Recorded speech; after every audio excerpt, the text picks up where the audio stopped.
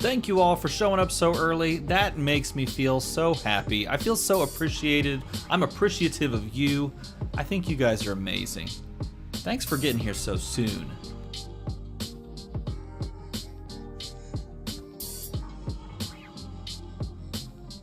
It just makes me feel so special. You guys make me feel special, and I hope that you have a good time tonight. We're gonna hang out, we're gonna chat, it's gonna be a great time.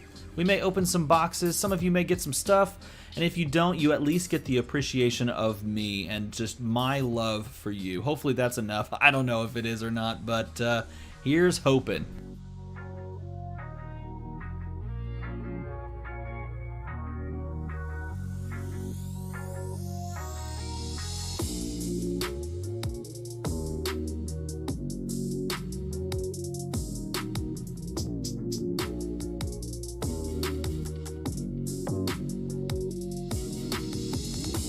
Just in case you guys missed it, we do have some spicy stuff we're gonna open.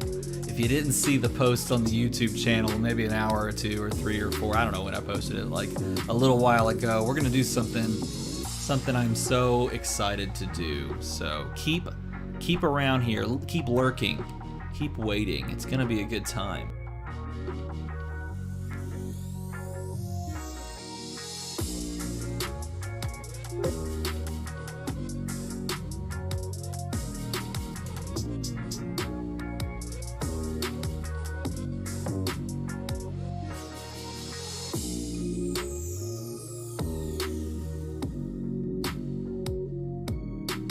Thank you, everyone. Thank you, thank you, thank you. Hey, if you guys wanna share this around so more people can come hang out, we can all have wonderful, scintillating conversation about games that you love, that you enjoy, that I enjoy talking about. Feel free to share this wherever you want to share it. The more, the merrier, I say. If we can get a huge chat going about, you know, Flesh and Blood, about Dice Masters, about new sets, about new games, all that sort of thing, oh, I'd love it. I think everyone needs a little bit of community, and I can't wait to have some with you guys.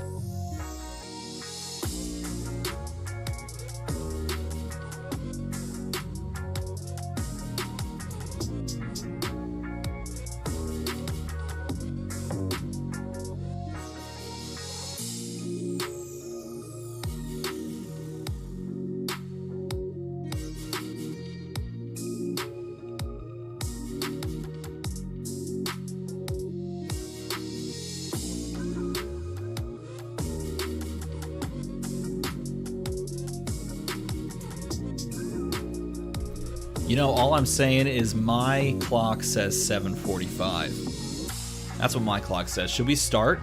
Because my clock says 7:45. Should we just kick things off, or should we wait just a few more minutes? What do you think?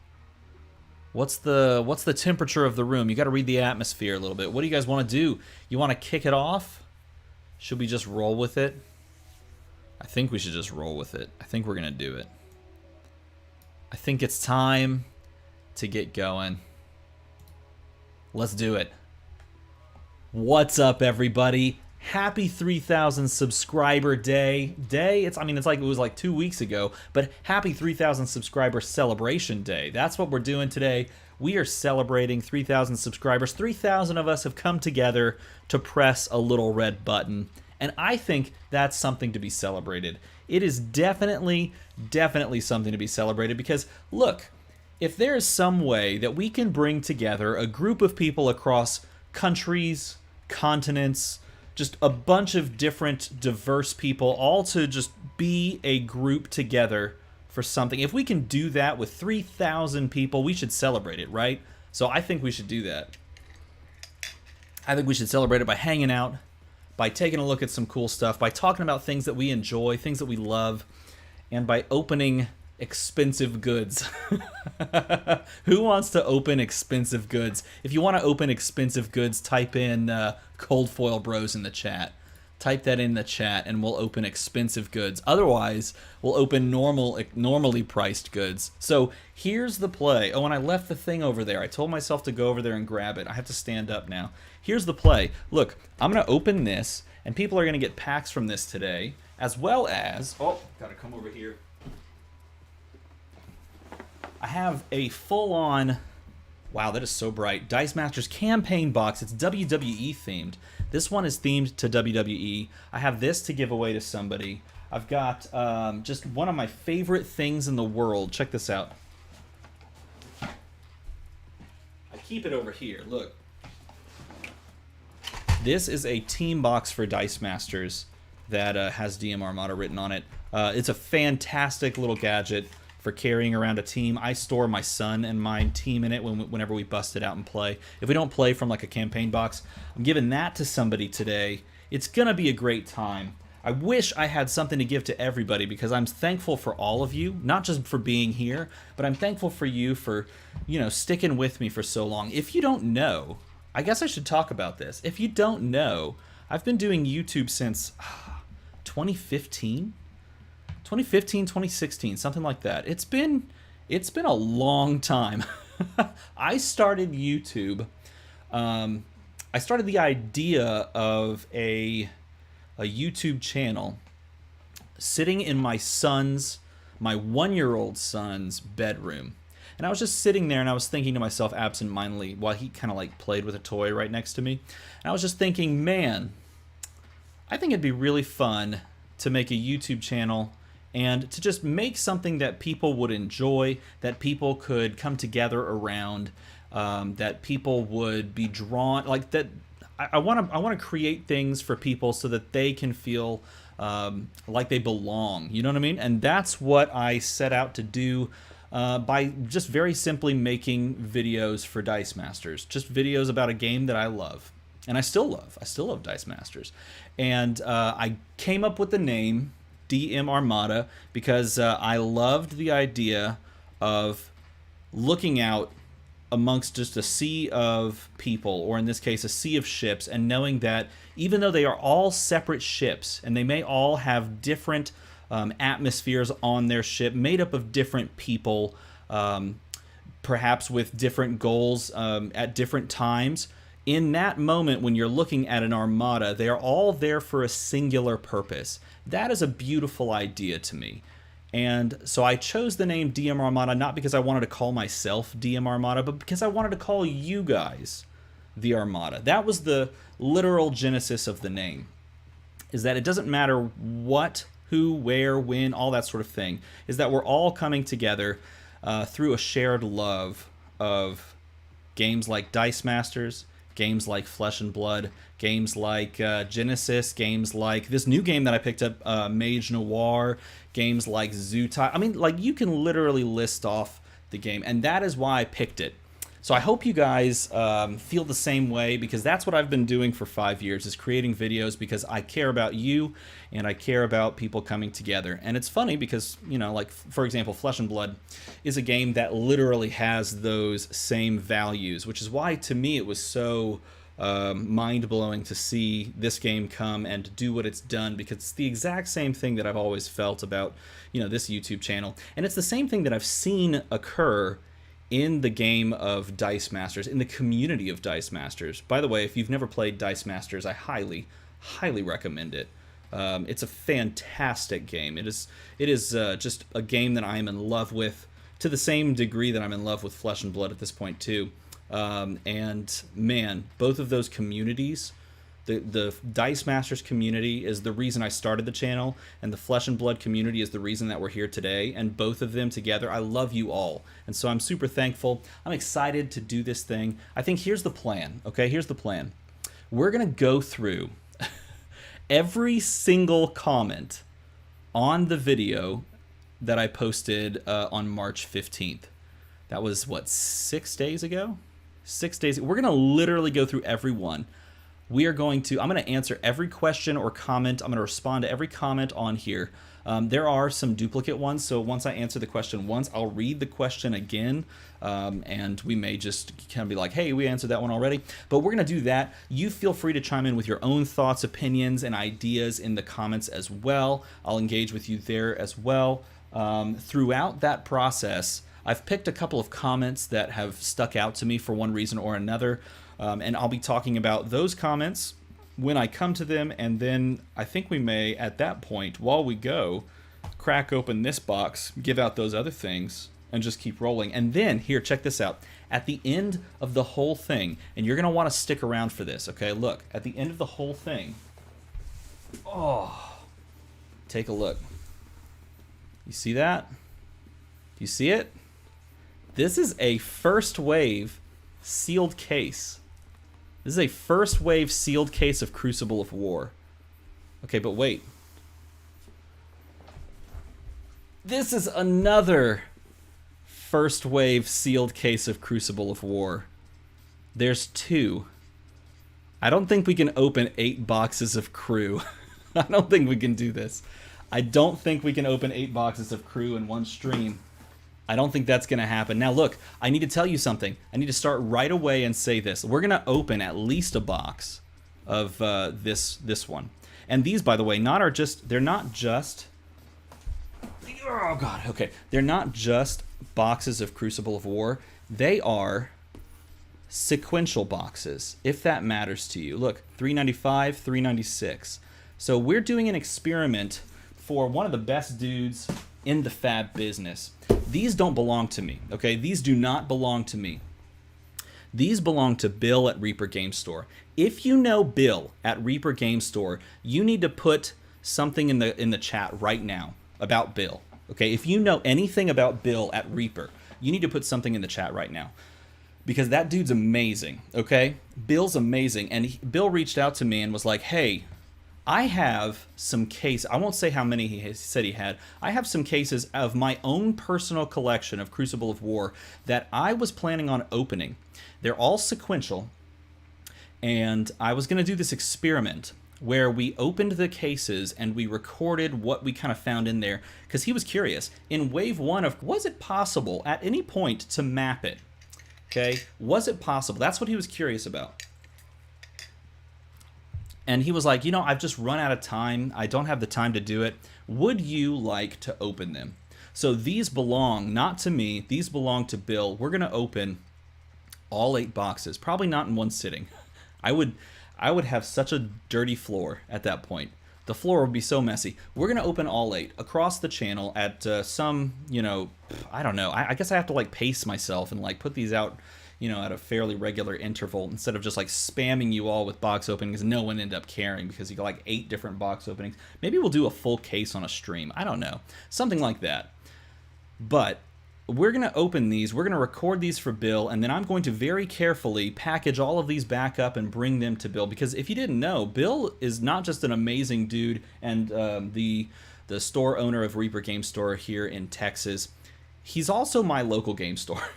So like, Bill's the man, and I am so thankful for this. This, by the way, if you don't know, this sort of thing is a godsend for content creators. Like, if you don't know, just being able to do something like this is just so... I'm so thankful for this. And not only that, he's actually given me a promo code to give to you guys. If you want to buy stuff from him, you can totally do that online. And he has a 5% discount code that's going to run all the way through the release of Monarch, so that if Monarch boxes go up on his site, you can buy them for 5% off, which is really sick. So we'll talk about that later. But first, let's get hyped. Let's go through some comments. Okay, I don't know. Should I put this on the screen or should I just read them out to you?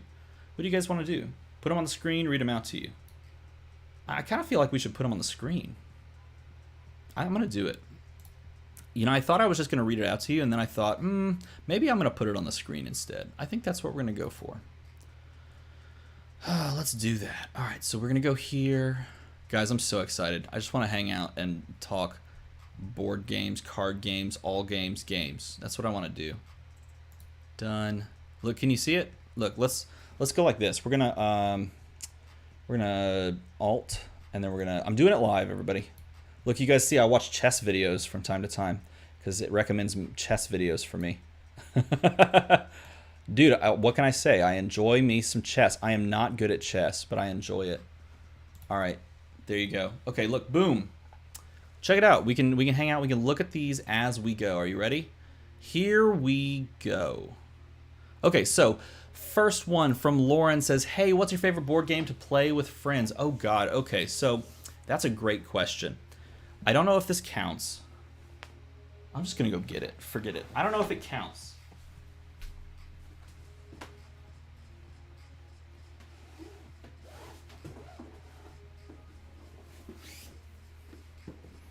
I have been in love with Seven Wonders since I got this game in like 2014.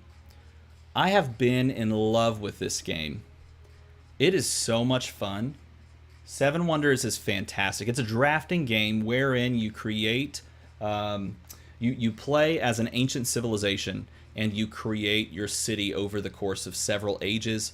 If I could teach everyone how to play this game, I would play this game weekly, constantly, because I love it so much. It was the first game I bought sleeves for, which is a weird thing to... No, maybe it's the second game I bought sleeves for. I don't know. But that game is fantastic to me. So great question. I love that game. Highly recommend it. Seven Wonders Duel is awesome. Yes. In fact, that's a game that I have on my list. Haven't bought it yet. Did play it at a local game store that unfortunately went under because of COVID, which makes me really sad. But my wife and I played it. If it weren't $35, I'd get it. What other little-known, little-played TCGs or CCGs have you played and enjoyed? Oh, that's an interesting question. What other little-known played TCGs or CCGs have you played and enjoyed? I can't honestly think of another like CCG, TCG game that I haven't covered on the channel that I've played and enjoyed. What's up, Arcbound Geek? Welcome to the celebration stream. We're hanging out talking about these comments that were left. I'm trying to come up with a little played TCG CCG that I've played and enjoyed. I don't know. I'm gonna say none because the ones that I've covered on the channel are the ones that I play, which is just interesting. If you have ideas for CCGs or TCGs I should try, post them in the chat and I'll bounce off that. Okay, Amy Richards, by the way, who's a patron. I think her name's literally right above me. That's kind of cool. Oh, did you guys, by the way, did you see this number? I had to change the number 3 times today because you guys kept hitting the subscribe button, and I'm so thankful for that. If you could choose 3 celebrities or content creators as opponents for an ultimate pit fight, who would they be and what hero would they play? Okay, I'm going to pick content creators. I'm going to pick... I'm going to pick 3 people that I watch play other games completely. Are you ready? Okay. I'm going to pick Trump. Trump is a guy who covers Hearthstone, and I have watched him for years, and I love his personality. He lives here in Texas as well. He moved to Texas like a couple years back. I'd play with him, and what would he play? He would play... Oh, that's a good question. Oh, I don't know. I don't know what he would play. Let's just say he would play Runeblade. That seems right. That seems like a right fit. I would pick... Here's the second one. You ready? I'd pick... You know, actually, here's what I'll do. I'll pick 4. I'll pick Firebat. He also does stuff for Hearthstone and some other games. What would he play? Let's see, his most famous kind of thing was Warrior with Patron. That was kind of a combo-y deck. I don't know. Runeblade's kind of combo-y. What would he play? If he was playing Fab... That's a great question. Yeah, I've heard great things about the Final Fantasy TCG. I don't know what you'd play. I'm not sure. I'd pick... Okay, so Noxious is actually part of the community. I'd love to play with him. That'd be great. I would love to play with Noxious. He'd play Azalea, but that's probably what he would pick. Or he'd pick Kasai, and he's got good taste because Kasai is sick, and so is Azalea. And then the number 1 person I would love to play with, he's a person that I've seen cast StarCraft live. I've watched him do the announcer thing live, and I've watched his Twitch streams back before Twitch was really popular, and his YouTube channel. And I just really appreciate the things that he does and the way that he goes about, just creating content. Day 9. If you've never seen Day 9 do anything, that dude is relentlessly optimistic and giving of his time. And like his opinion and his energy. And I appreciate that about him. I'd love to play that with him. He'd play, I don't know, what is his favorite Magic the Gathering color? I don't know, I couldn't tell you. But I would love to play with those 4 people if we're doing content creators. Those are people that I all watch. pretty much on a regular basis. Yeah, Day 9 does seem like good people, right? I mean, I've never met any of them in person, of course, but I would love that. Scythe. What about Scythe? I would play Scythe. Probably. I'd play Scythe. He is an amazing caster. Yeah, I watched him cast a Red Bull Battlegrounds here in Texas, and that was fantastic.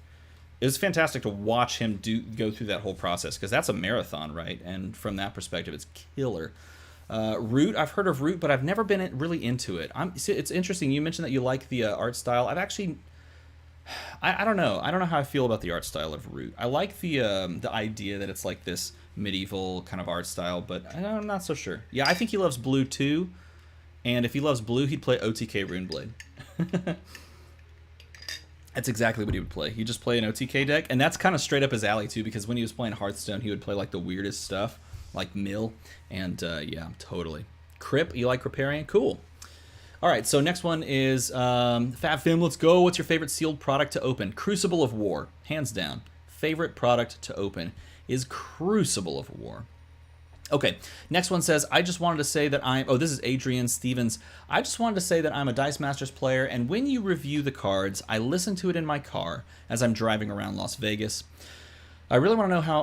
I really want you to know how much I appreciate you giving the purchase cost and the stat line and reading the entire card, because that way I can listen to you rather than trying to read it and crash into somebody.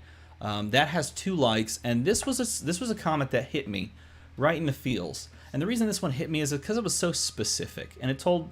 So here's the other great thing about comments like this: when you make content, you do it in a vacuum. Like, I'm not normally making content while you guys are watching. I make a content, and maybe I pour. Maybe it's quick. Maybe I only spend like 40 minutes on a video, or maybe I'm lucky I get like a video done in 30 minutes, or maybe I spend like 3 hours on a video, and then I post it. And this is true of just like all smaller content creators. And then you're like curious in the back of the mind, are people going to want to watch this? Are they going to actually go through the process of watching this, or like listening to this or something like that? And this just hits me, because not only am I told by Adrian that they watch the video, but they also tell me exactly how they enjoy the content. And that's really special to me. And so I picked Adrian as one of the people to get a prize. And so for Adrian, we're going to give the Dice Masters campaign box, the bop, let me boop, bop, beep, bop, there we go. We're going to give the campaign box, the WWE Dice Masters campaign box, to you, Adrian. You said you're a Dice Masters fan. I want to give you something that you're going to enjoy. If you already have it, you can let me know in a comment. And by the way, I should also say this. If you want the product at any point, if you win something and you want it, you need to reach out to me either via Discord, link in the description, over on Facebook. I cover the Facebook stuff often, or reach out in any other way like Instagram or something like that, because it'll notify me on my phone. So if you do those things, then I can get this to you, because I need to obviously get your information. If you reach out and say, hey, no worries, I actually already have, like for example, if you already have 2 of the WWE campaign box, having a 3rd one actually does you no good, because the great thing about this product, by the way, if you're not a Dice Masters fan, is this is a set in a box. Like, everything that you would need to play with in this box, you just buy it and you're good. So if that's the case, Adrian, just let me know, and I can actually pass this on in your name for someone else. So that is totally cool if you want to go that route as well, but I just wanted you to know, and for anyone else in the future, I want you to know as well. Okay, continuing on. What other theme/skin would you like to see the Fab mechanics integrated into? For example, DC, Marvel, Mortal Kombat, Street Fighter. That's a great question. I think the mechanics of Flesh and Blood are just so smooth and beautiful and like easy to kind of grasp once you sit down and play it, that really I could see this translate across just a ton of different IPs very well. You mentioned like Marvel and DC and stuff like that. I think that's a fantastic idea. I think that'd be very easy. You pick a hero, anything that's like hero-centric. So like you pick like Iron Man. Sorry, I'm trying to wipe off the condensation on my water. Iron Man has different abilities versus like a Captain America, right? And so there's easy ways to take what we have here, playing attack actions, playing defense reactions, and translating that into a different IP. I think that's a fantastic idea. I don't know if they're ever going to do that. What's up, Spurks? But if they did, I could see them doing that most easily with comic books, which is a great question. Great question. I love that one. Do you think Bravo Guardian is highly underrated? I finally got a home kit from TCG Player. Congratulations, man. Highly overrated. No and yes. Or is it underrated? Excuse me. No and yes. Underrated, because I feel as though if you're following with the competitive scene, what's up, Deck Edge? Well, hello. If you're following with the competitive scene, then you know that Bravo is just generally strong, right? Like Guardian is just generally strong. I mean, it did really well at the outset of the game. So I think there's this understanding from a lot of the people that follow the game that it's like, yeah, pretty solid, like good class. And so in that case, it's not technically underrated. Is it underrated in the current meta? No, because people play good defense reactions.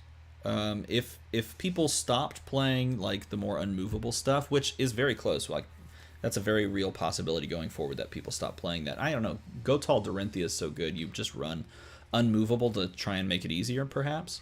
So in that instance, Bravo is a little harder to use because that's exactly the counter to him. So yes and no. I could see him being underrated from newer players, perhaps. I could see it. Let's see what else we got. What IP would you like to see to come, or would you like to see come to Dice Masters? Personally, being a child of the '80s, I would absolutely buy Transformers Dice Masters. Obi-Jon Kenobi. I love that name. That's so awesome. Obi-Jon Kenobi. Okay, what would I love to see? Okay, I don't really care too much about the various IPs. Here's what I want. I want pirates, man. Okay, look, I want pirates. I can't explain why, except pirates are cool, and I would love pirates. Swinging for a weapon for 6 will never be bad. That's accurate. Thank you very much, Z Money. It's nice to see you again, man. Congrats on the new sub milestone. Love to see it. That's awesome. Cracking packs. Then I checked my email and was like, "Oh dang, DMR muzzle." Yeah, I'm live, man. Hey, and look. Oh god. Hey guys, tell everyone. After I finish answering questions, you know what we're opening? Star Wars Dice Masters. That would be kind of cool. I don't know. So here's the thing. My mother-in-law thinks I'm really into Star Wars. And I like Star Wars all right. Like, I can get behind Star Wars. Star Trek's cool too. But, it is what it is. I could do some Star Wars Dice Masters. What's your favorite Fab class? Yes. The answer is yes. My favorite Fab class is yes. There's not a class that I don't like. Is there a class that I don't like? Is there a class that I don't like in Flesh and Blood? No. I love all. Okay, yeah, you're right. Dark Mantle came in with the correct answers. Lord of the Rings Dice Masters would be the bee's knees. And they've done it. So WizKids owns Dice Masters, and they also own HeroClix. They have done that, actually. They've straight up done that before. And for HeroClix. And the fact that it's not in Dice Masters just makes me angry. It makes me angry. Okay, so that's that. Did you already answer my question about die? No, I did not. It's down a little further. So what's my favorite Fab class? All of them. If I had to, if you're threatening my life and you made me pick a class, I don't know. Right now, I'd probably say Runeblade because I just played 5 hours of it yesterday, and I still wanted to play more after I was done. So that would be my answer, I guess, is Runeblade, just because OTK Runeblade is so fun. Bill, what's up? Hey, everyone, shower Bill with praises and thank yous. Right now. Stop everything. Bill's the best. Everyone shower him. Warrior, Ranger, speak of the devil and he shall appear. He's not the devil. Don't say that. Nice, I was worried I was late. No, you're not late. Hello, Bill. Bill's here. Everyone get hyped. Bill, we talked about the amazing thing that you're letting us all do together, and I'm super thankful. What Dice Master sets are you most looking forward to this year? This is from Edward. What Dice Master sets are you most looking forward to this year, and what are your thoughts on the current state of the game? That is a great question. There are a couple of other people that asked very similar questions, but you combined 2 into 1, and I appreciate that. What Dice Master set am I most looking forward to? Dark Phoenix. I like Marvel more than I like DC, though I will say a very like close second is the solo play variant. The solo play variant. And what is my thought on the current state of the game? Worried. That's my thought on the current state of the game. I would really wish that they would come out and make some statement about what their plans are for when they're releasing the next set. I have a feeling that what they're doing is they're waiting to release the next set when people can actually sit down and draft it. That is my feeling, is that that's what they're doing, is that they're waiting so people can actually get their hands on and to draft the product, because that's the intention. They said that the Infinity Gauntlet draft pack set sold really well, and they were not expecting that, or at least they said they were not expecting for it to sell as well as it did, because of the way that it's packaged to be a draft set in person, and yet it released during COVID. And yet we still haven't seen the next set, and so I am worried that they're just going to keep holding on. Oh my goodness, slow down, stop. Someone used the super chat feature. Okay, get hyped. I'm hyped for Eddie. Eddie used the super chat feature. Thank you, Eddie. He sent $4.99 over. He said, "Hello, I'm fairly new to the channel. Love the way you talk about Flesh and Blood. I'm starting to learn a ton by watching the channel. Keep it up." I will keep it up. And you keep up being amazing. You will keep up being amazing. Do you know, I can actually say this because I know I can count on one hand the amount of people that have clicked the super chat button. You are, Eddie, you're the second person ever to hit the super chat button, and for that, I have to give claps. And I'm thankful for you. You bought me a coffee. I'm gonna get a coffee tomorrow just because of Eddie. That's amazing. Edward, I love this question, and I love that you combined two. So guess what, Edward? I picked you to get this awesome box. If you don't want it for some reason, that's okay. I'll keep it because I really love it. I'm not gonna lie. This is like my favorite way to store like a team in Dice Masters. It's fantastic. But I want to give, yeah, that's a big coffee. I want to give you this because I love your question and I love getting to talk about Dice Masters. So that's for you, sir. Can you still get Starbucks for $5 these days? Yes, I can. And it will be a large coffee. And I will be recording a video tomorrow, so you may see it in that video. And I'll probably go live tomorrow as well. Okay, here's a good one. If I had to wield a fab weapon in real life, which one would you choose? Talishar the Lost Prince. Hands down. That card is so evocative. I want to know everything about Talishar the Lost Prince. And if we don't get information for it, I understand that. But oh my goodness, it is so cool. I would kill to have a cold. No, I wouldn't kill. That's harsh. Talishar the Lost Prince cold foil. That is on my short list of cards I wish I had. I love that card. It's so cool. It's the first generic weapon. It is literally the first generic weapon. It's a piece of history. And y'all just don't know. Okay, I've noticed that you do a considerable amount of collaborations with other content creators. How important do you think these collaborations are to growing the channel and Flesh and Blood as a whole? That's a great question. I don't really think of collaborations from a channel growth perspective, I guess. I just like making things with people and having a good time. I think it goes back to why I started a YouTube channel in the first place, is getting to do things with other people, right? And like making stuff for other people. I think that's the reason why I like doing collaborations. Is it good for the growth of your channel? Sure, yeah. Most definitely. It definitely is. And oh my gosh, Hunt Seeker 27 also with the super chat. Dude, look at this. We got 2 in one stream. That is a huge milestone. You deserve to have more super chats than that. I didn't even read the thing. That's funny. I hyped that up and then I read the message and it was even funnier than I expected. Oh, you're awesome. Thank you for that. That's very kind. Yeah, no, I think it's really good to do 2 coffees in one day. Let's do it. I don't know if that would be terrible. I order a very large coffee from Starbucks when I get it. If I go to Starbucks, buy another coffee. Stop! Oh my God, Eddie with the double super chat in a 5-minute span. This guy over here, he's wanting me to buy more coffee. I can't handle it. You're gonna get like, check it out, you're gonna get like 14 videos tomorrow because I'm just gonna be on like a high of like coffee and then I'm just gonna collapse. No, I'll probably open more boxes tomorrow, let's be honest. That's what's going to happen. Yeah, I think I answered this question. I apologize if I got a little distracted by the amazingness that's going on in chat. You guys are awesome. What is the funniest photograph of yourself, and can you show it? I don't take funny photographs, okay? Look, I take photography incredibly seriously.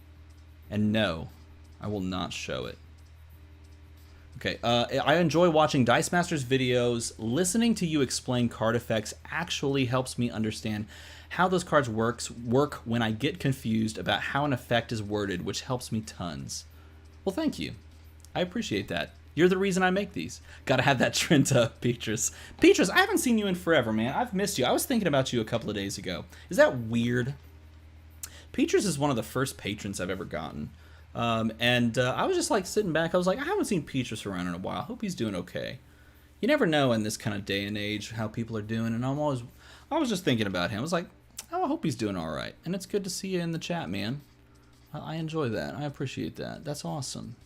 Okay, next up in the question, what is your favorite card to play, and what is your favorite card to collect in Fab? Kevin literally made me go and get cards because I want to talk about them. Are you ready? I have a stack over here. I have to turn the thing off.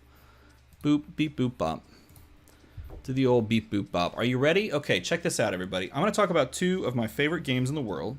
With this question, I get to talk about Dice Masters and Flesh and Blood. You ready? Here we go. I'm going to put these in order of, I don't know, maybe in order of significance. Okay. Let's get the camera set up too. Let's get that focus just where you want it. Just where you want it. Tell me how this looks when I put this on the screen and then I hit it with that focus. How's that looking? Is that looking good? I don't know. I have my screen really small, so you'll have to tell me if it's in focus. I think it's close. Oh, geez. Well, heck. There we go. Good enough. Okay, this card is a promo Hulk, as you can see, Green Goliath. I won this in an event for Dice Masters, and it was a free comic book day event. It was one of those events that was like centered around free comic book day, and they put out 2 promos. The other one I actually got, I think the next year, or it's I don't know. It's over there in the box.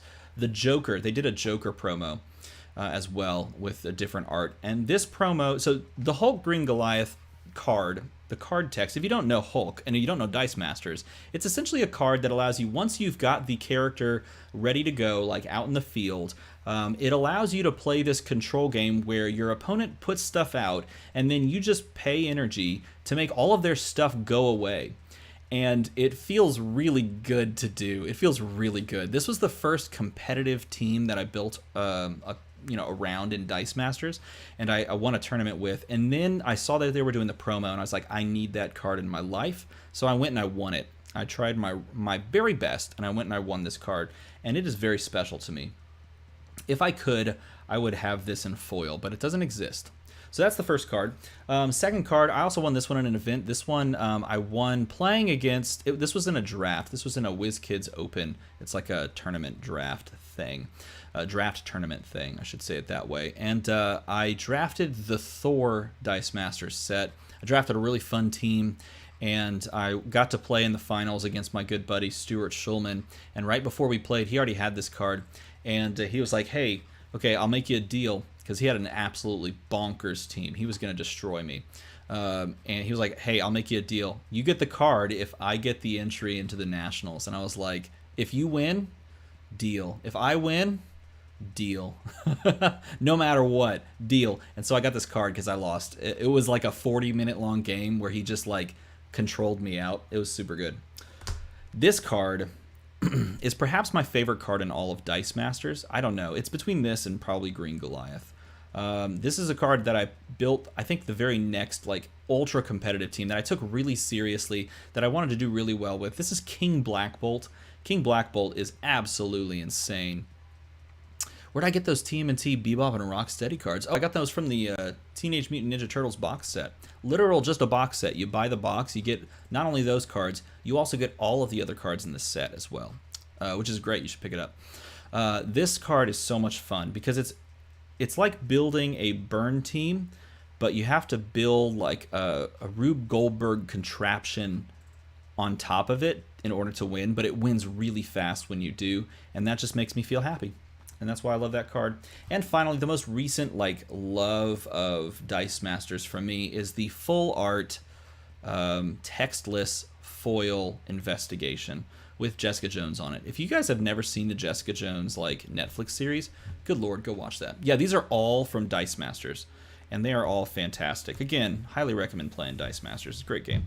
I could talk your ear off about Dice Masters, bro. I could do that for ages. Okay, for Flesh and Blood, you ready? Flesh and Blood. I've picked 4 cards, but there's more. I picked this one to represent the pack that I got. This is a foil signed Benji that was mailed to me after spoiling the Find Center combo line for Crucible of War, of which we're going to open later, by the way. Dude, what's up, Noxious? Hey, you know, I mentioned you on the stream earlier. Go figure. Yeah, man. Thank you very much.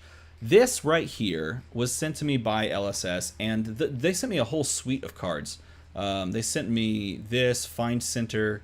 They sent me Katsu, which is actually sitting over there. And they sent me Ira, which is in my box up there. And they... Oh, man. They sent me something else, too. Oh, they sent me like a foil Crane Dance and a foil Heron's Flight. All signed. And I love all of those cards. Good morning. Good morning. I hope you're having a good time in South Korea. Man, and I love these cards so much. I'm sure that I could, like, sell these, but I don't think I literally ever will, because these cards are special to me. And so I picked Benji because it was the easiest one to grab, but the other ones were there. Same, along that same line, this was a Christmas gift from LSS. This is a cold foil Kasai, of which I still haven't had the opportunity to win another copy of, because we're still waiting on the ability to play in person. And, oh, what's up, Shoichi? Man, I haven't seen you in a while. That's nice to see you, man. And I'm super pumped about this card. I love this card. I love Kasai. Kasai, man, is the best. Third card. Okay, cold foil Gambler's Gloves. I popped the last box I owned of Crucible of War. I broke it. I opened it on camera if you didn't see it. And this was the cold foil in it. And I lost my mind. And I'm, you know, I wish I don't know. I can't say that I wish I would have kept the box closed because of the price now. I can't say that because of that card. And then the number one card, I think... The number one card. Yeah, that's a cold foil Gambler's Gloves. Love that card. The number one card has to be Shiana. It literally has to be Shiana. This is... Oh. This is just my favorite card, I think, in the game. Did I say that already? Did I say this is my favorite card? This is my favorite card. Shiana is just amazing. It's just fantastic. We're going to open a Shiana for Bill. Look, guys, if you missed it, check it out. We're going to open a Shiana. She's in here. If she's not in here, she's in that one over there. Look, we got 2 cases. Thanks to Bill at Reaper Games, we're going to open some of these. I don't know how far we should go, but we're going to definitely open some. And one of these is going to have a Shiana. I know it because I feel it, and I want that for you. I want the experience to be enjoyable for you, and I'm going to enjoy it as well. All right, so that answers that question. I'm sorry, that one was a long-winded one. I apologize. Hey, can't stick around, but wanted to say congrats on 3,000 subscribers. Dude, Descott, man, you're a legend. Hey, I hope you have a good one, man. Shiana and the Shard. I don't own a Shard. I wish I owned a Shard. I really do. I really wish I owned a Shard. I think it's the number one Fable in the game right now that I would play, just because I play a lot of Runeblade. Shiana Twinsies, let's go. She is beautiful, I agree. Okay, if all of the existing Fab Heroes had a pet, which one would have a pug? Azalea, because it's funny to me. What is your favorite pull from each card game you play? Most excited for most excited for or most valuable? Favorite pull, Shiana. I'm gonna pop this back off because dunzo. Favorite pull from here, Shiana. Favorite pull from Dice Masters. I didn't pull it out. I probably should have. I didn't think about this. Favorite pull from Dice Masters is either going to be the super rare Thor, Jormungandr's Fear from the most recent set, Infinity Gauntlet, just because the pull was absolutely unexpected, just kind of like this one was. And that card is sick. That card's really good. Or it's going to be, back in the day I pulled super rare Darkside. Me and a friend, we were having a competition. We were opening like packs, you know, off and on, trying to, we were basically making fun of each other. Like, I'm going to open that card first. And I texted him. I was like, hey, I'm going to open this card first. I went and bought packs not knowing it was actually going to show up, and it showed up, and I was hyped. It was awesome. Good question. Okay, let's pop back over here and give some more questions. Haha, okay, asking about my actual profession. I like this question. What do you teach, and do you add flesh and blood into your classroom at all? I teach band. I teach middle school, and if I showed them flesh and blood cards, then I would probably get reprimanded. There you go. Because 16 plus, right? Also, you should call this the I Love You 3000 giveaway. Done. That's what we're calling it, the I Love You 3000 giveaway. What classes do you want to see in Monarch / what kinds of playstyles do you want to see from the classes? Do you think Monarch will be all new classes, or will it include classes we already have? I don't know. I'm starting to trend towards the all new classes thing. It just makes tons of sense. Do they know I stream? Wade asked on the chat. Do they know I stream? Yes. Yes, they do. Next week, special live stream to celebrate 4,000 subs. Yeah, if we somehow hit 4,000 subscribers by next week, I would stream and I would do something like crazy. I don't know. I'd have to come up with something, but that's never going to happen because that would be just the most insane growth I've ever seen in the time that I've been doing this. I don't think it's doable, but I think that's not true. I do think it's doable. But will it actually happen? I don't know. I have faith in you guys. You guys could do something crazy, but am I happy where we're at? Yeah, I'm totally happy. What was I saying? Oh, what kind of... I'm thinking it's going to be 4 new heroes. I'm thinking there's going to be 4 new classes. I think they're going to use the the shadow and the light mechanic to pad in the stats of the... or I guess pad in the card pools of the available classes and heroes that we already have. So in other words... we have 8 classes, and we have a bunch of different heroes. And I think... was genius. Okay, right? It would be crazy if I was sitting here waiting for questions. No, I think they're going to say that, obviously everyone can tap into either the light or the dark pool, depending on what you want to do. And from there... you can build your decks. So with that understanding, I think they're going to give us 4 more classes, and we go from there. Let's hire an army of AI. Arcbound Geek, if you get bots to sub me, I will lose my channel. Don't do that. And plus, I would hate that anyway. What's up, Flesh and Bones? How's it going, man? I hope you're having a good day. No, that would be a bad idea. Please don't bot my channel. I would like to continue making things for all of us. I'll be serious effing sad if pitch values aren't more useful than to play cards. Dude, I actually think it's going to happen. Noxious, I know I mentioned it on your stream, and we talked about it, or you mentioned it when you read it. I think it's going to happen. They're going to do something special with pitch. They mentioned it already, right? And if this is the fully fleshed out moment the game comes to fruition with this set, then I think that we're going to see that come to the fore. And I'm excited to see it. I really am. We need spoilers, man. That's all I'm gonna say is we need spoilers. What's your favorite deck to play Art of War in? Ninja, particularly. I don't know. I played it in Benji last Thursday, and that was cool. Actually, that wasn't as cool as Katsu. It's probably better in Katsu. Ninja, though.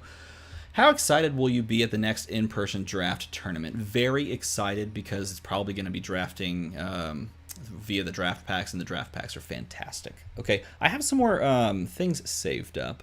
Where are the comments that... oh, they're coming up. They're coming up, everybody. They're coming up. Cool, they're coming up. What class mechanic is your favorite, and why? Ooh, that's a good question. Rune Chance, Rune Blade.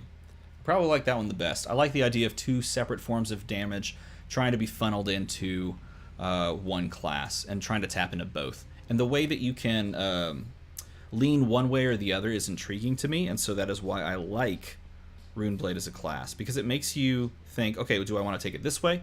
How far do I want to go down the physical damage route? How far do I want to go down the rune chant damage route, and where do I fall on that spectrum? I think that's the most interesting to me, so probably the rune chant token is the most interesting mechanic. There's a lot of interesting mechanics in the game, and they're all different, man. They're all different. That's why the game's so fantastic. Devin says, if you could design a fab hero, what theme, weapons, and equipment would you choose? Thanks for the content, and all the best. Okay, Devin, you ready? I've thought about this. Okay, look, I have thought about this. You ready? Devin, here's the plan.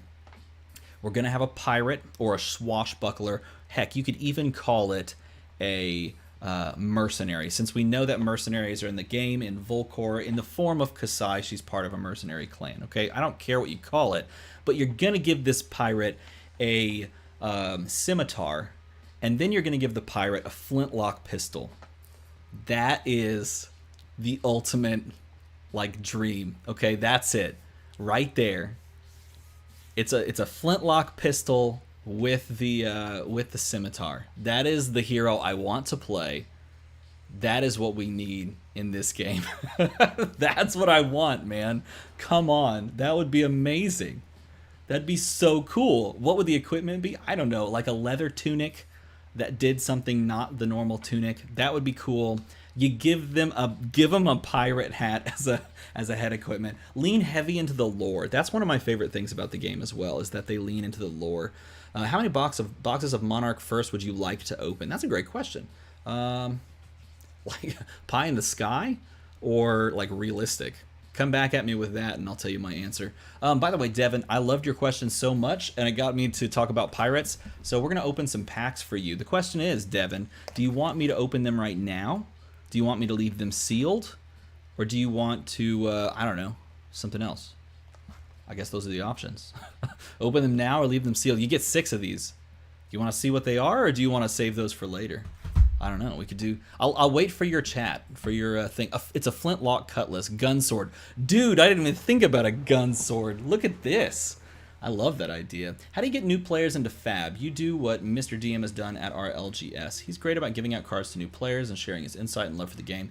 Okay, step 1. You do what Noxious has done. Now is good, says Devin. You create... You get a bunch of... you get a bunch of bulk. You sort it out. You make cheap budget decks. And then you give them to friends or to people at game stores. And you tell them to just try it. Because when it comes to teaching, like, getting people interested in this game, I feel as though the game and the core mechanics, if you're talking to someone that plays card games, speak for themselves. They just need to try it. I really do believe that the game can speak for itself and that it just needs to be tried a few times. Now, I think, and this is important too, not everyone's going to love everything. Straight up. Not everybody is going to love everything about a game. But the game is fun. And it allows you the space. Don't do like me and put alpha drones in those starter decks, though. Dude, that is... no, you should definitely do that. Give all of those away, and don't even worry about it. In fact, you should get all of the alpha drones and then mail them to random people. That's what you should do. Because the specking on the drone thing, oh, that just makes me chuckle. That just makes me chuckle. I mean... I have some drones as well, so maybe I'm not one to talk, but it is what it is. Hey, he said he wanted to go right now, but you know what I will do? You know what? We'll do them all at once. If more people that got some Fab packs want to open them, then I will do them all at once so that I can keep these rolling, because I want to talk about these comments. You feel irritated that they pushed the spoiler season for Monarch back a little? No. Irritated? No.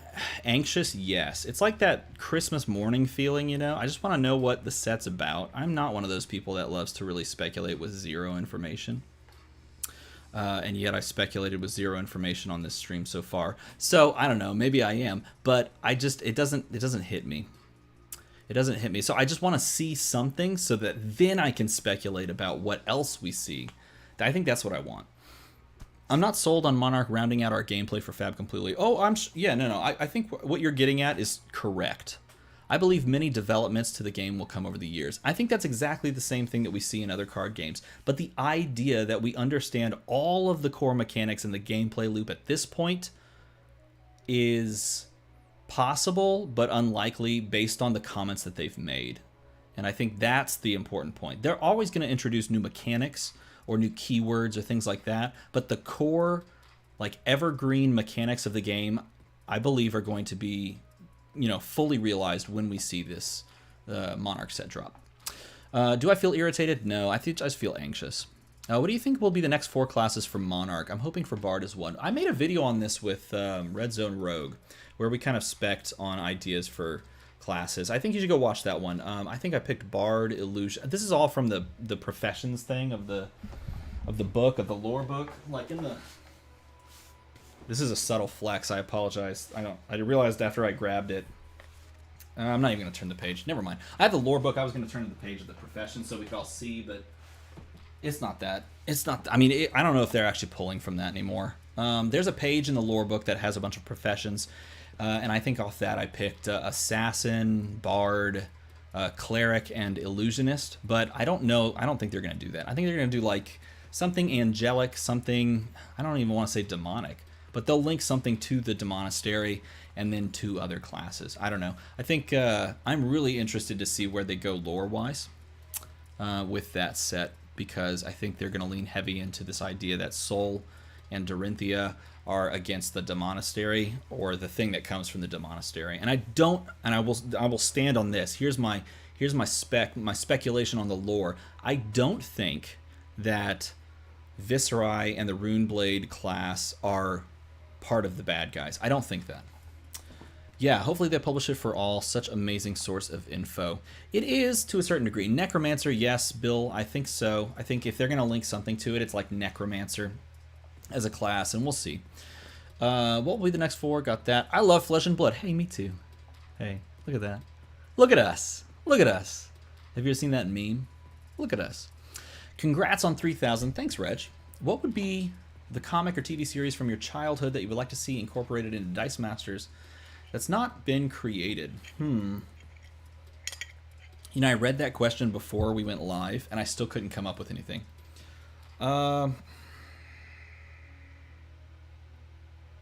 Dude, I don't know. Comic or TV series from my childhood. See, I loved anime growing up, and like Saturday morning cartoons, that sort of thing. So it really, you could just start listing off anime, and I'd be into that. You know what I mean? You could start listing off anime, I'd be into that. Orderly Mister coming in with the I love Flesh and Blood comment, and in the chat. That's what I appreciate right there. That's the way to do it. Flesh and Blood, fam bam. What does it say? What are you looking forward to most with Monarch? I know we haven't seen spoilers yet. It could be possible new heroes or cards that may or may not be in the set, etc. Some way, Cowboy Bebop would be cool. There was also, man, there was an old anime called Big O. Do you remember that show? That was pretty cool. Mystic Knights of Tyrna. I've heard of that, but I've never seen it. Never heard of it, or never seen it. I don't know. I would love to see some way to get more than one card in Arsenal, and then maybe you can choose which card to play from Arsenal at any point. That sort of thing. That'd be interesting. That'd be a cool mechanic. Something to do with pitching. I think whatever they hinted at, we've talked about it a few times, whatever they've hinted at with pitching, I want to know what it is. Congrats on the milestone. Thank you, Paul. That's very kind. The wizard that climbs the library. In our niche of card gaming, what card game is your personal niche? What card game do you wish you could play? Perhaps a game whose audience is too small, or you cannot find anybody to play with, or maybe you haven't even learned it yet. Tell us about it, why you like it so much, and why so few people play it. That's a great question. In our niche of card gaming, what card game is your personal niche? I think the two that I make videos for, Flesh and Blood, Dice Masters, are two of my favorite games of all time. Which card game do you wish you could play? Ultimate Fighting System. I've heard such great things about it. I had some friends that played it a ways back. I think I would like to play that game. I think I would enjoy that. Perhaps a game whose audience is too small. Perhaps it's that one. I think Ultimate Fighting System would be really sweet. One Piece would be cool. I haven't watched much One Piece. Get your anime and your pirate fix. One Piece at the same time. That would be cool. That'd be interesting. Tell us about why you like it so much. I love Flesh and Blood for so many different reasons. I love the quality of opening the cards, that tactile feeling of just looking at beautiful art. I like the lore that they've put into the game, and I like the way that the game plays. I love Dice Masters because it literally makes me feel when you win a game of Dice Masters and you do it at your own I guess volition, of your own volition. When you make the choices needed to win the game, there's even like micro decisions in the game of Dice Masters where you go, I'm gonna look and see the probabilities in my head of this happening and that happening, and you weigh the choices, and then you make an informed decision, and you watch the probabilities play out the way that you thought about, and then that leads you to winning the game over time. Those micro decisions are literally addicting, and they are fantastic, and you feel like a master at doing those things. And literally, there are people that, like, for example, the world champion, Ben, now he lives over, I used to play with him online, now he lives over in England. When you play against that guy, he literally knows everything that you're going to do before you do it. And that's the beauty of the game of Dice Masters, is that it's a game of open information. You know everything that could happen. You know everything that your opponent can do and choose to do, and you can honestly play like optimally for them, or you can watch them make mistakes. And he literally can play a team better than you at any point, even if you've never really shown it to him. It's amazing, and that is one of the reasons why I love that game. Why so few people play it? Well, Flesh and Blood's new, so it's still growing. Dice Masters is harder to grab onto at the time, just because of the way that they've shifted between different types of sets. And I hope they settle on one and run with it, because it's a great game. Oh, by the way, Wizard that climbs the library. I don't know if you're in the chat, but I picked you to be someone that gets 6 packs of Flesh and Blood. So if you would like me to open these, if that's you, you should give a holler. Otherwise, I'll leave them sealed, and we'll just it'll be mystery. That's what we'll do. If you could add any themed characters to Dice Masters, which would it be? Mine would either be characters, items from Final Fantasy. I would think that would be very cool. Let's go with Lord of the Rings on that one. I'll keep that going. If you could ban any card from competitive play and any TCG, what would it be? Still waiting for more essentials. I love the series. I don't know. I don't know if I would ban anything. And I'll ban Command and Conquer and Flesh and Blood, because I don't own the card, and I would not feel the hit. How about that? Command and Conquer is gone. Get it out of here. That's what I'm going to do. Hello there, Tylen. How's it going? I love Fab for the art, the innovative mechanics, and the way LSS respects the community. That is the biggest thing. I'll ban CNC just because screw that card. See, Noxious agrees with me too. Who else wants to ban CNC? Let's write LSS. I'm only banning it because I don't own it. I literally bought, I'm just going to say it, I literally bought 2 of these boxes, one to give away and one to try and pull a stupid CNC. Did I? You'll have to watch the video tomorrow. Wait, I guess I spoiled it because I said I don't own the card. No, I've played myself. Fail. Okay. What are some ways that you think we, the players, can help Fab grow? I'd love to see it explode in popularity, especially post-pandemic. I think that's hugely up to... there's so many things that go into play here. The idea, ban CNC, love Azalea. Yeah, 3K, oh yeah. Hey, what's up, Ashley? How's it going?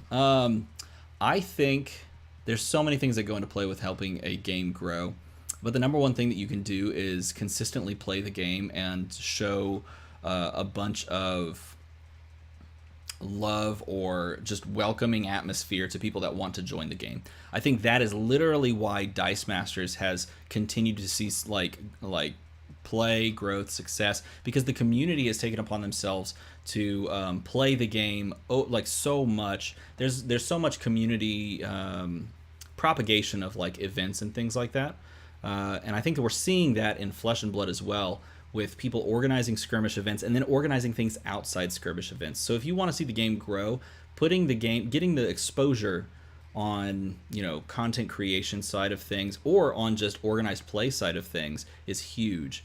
And then there's so many more things that's like such a good question. It's such a large question though that it's hard to kind of cover all in one base. DM, what was the initial appeal of the game? Which game? What really drew you into it? Also, what hero okay, I'm gonna assume hero means Flesh and Blood. What was the initial appeal? Okay, so I've told this story a few times. I found Flesh and Blood 3 weeks before it released in 2019, October 2019. I was scrolling through Facebook on my phone in my bed, and I passed an advertisement, and then I scrolled back up because the advertisement had a picture of a warrior lady, but it wasn't like an overly sexualized warrior lady. It was like this fantastic piece of art. And I was like, okay, wait, I want to see what this is about. And I found out it was a card game. And then I clicked the link. It took me to the Fab TCG website, where I found out that the card game was based in New Zealand. And I was like, oh man, maybe I can't play it. And then I clicked around, read some stuff. I was like, oh, the game hasn't released yet. And then I saw that they were hosting events, like $10,000 prize events in Austin and in New Jersey. And I was like, what is this game? Like, who does this? Releases a game from across the world and then hosts events in America. And I was totally interested. And so I watched their how to play video, and I was like, okay, I can kind of see the bones and kind of how it works. So I went to the website and I figured out where they were going to sell it. And I was like, okay, there's a place called Reaper Game Store, and there's a guy named Bill. And so I drove there the day it released, the release date. And I was like, I'm here. This is awkward. I don't know anything about this store. And really, I don't know anything about this game, but I'm here to try this Flesh and Blood game. And I'm pretty sure it was Bill that I talked to. Bill, you probably don't remember this if you're in the chat still. It was either you or it was somebody that was working on shift at the time. And they're like, yeah, totally. Yeah, Flesh and Blood. It's right here. We've actually been playing it for weeks. And I was like, whoa, slow down. What? I could have bought this prior. So I bought it. I bought some packs. I bought, what did I buy? I bought a Bravo starter deck, and I bought a Dorinthia? A Dorinthia starter deck, I think was the other one. And I got home, I opened the Bravo starter deck, I messed around with it to try and get a feel for what the mechanics actually felt like. And I was just like, this is cool. So I started showing up to local drafts and sealed events. They were really sealed events. They're at Reaper Game Store, and I've been playing it ever since. So art drew me into it. The gameplay followed. What hero did I first fall in love with? I most wanted to play Katsu. When I got to the store, it was either Bill or someone else was like, hey, Katsu, I'm pretty sure is going to get banned. It's super broken. And I was like, ooh, I don't know if I should buy that and then put it on a video, because I made a first look video for the game when it came out. And I was like, maybe I should get these other two. But I think Katsu is the one that I wanted to play most. And I think his young art is fantastic. What's your most valuable card or collectible, either sentimental or monetary value? Showed those. Those are great. How many classes do you think Flesh and Blood will introduce in total? I don't know. In total, that's a crazy number. Classes, I don't know, maybe 12 at least to start. Do you think the extended art Twinning Blade is the most attractive unique fab card to date? No, I don't. Shiana. Moving on. Congratulations. Thanks, Don. So in Monarch, LSS are saying that they'll introduce a new mechanic to change how you pitch cards and look at your collection. What do you think this mechanic is? I have no clue. I would love to know. I'm going to get to Reaper Game Store once COVID is over. It's local to me. Dude, is it really? Oh my gosh. Okay, look, we need to talk after this stream. After we open some crew, we need to talk Huntseeker 27, because if you're local, if it's local to you, maybe you mean one of the other Reaper game stores. I don't know. But if it's local to you, we need to play some games, man. I'm just saying. How did you begin your... Hey, look who it is. Flesh and Bones. Are you still there? There it is. How do you begin your foray into all things games? I've actually discussed this as well. I grew up playing like board games and stuff like that with my family. I loved playing like board games and just strategic kind of games like that. I was in chess club in elementary school. I was really bad.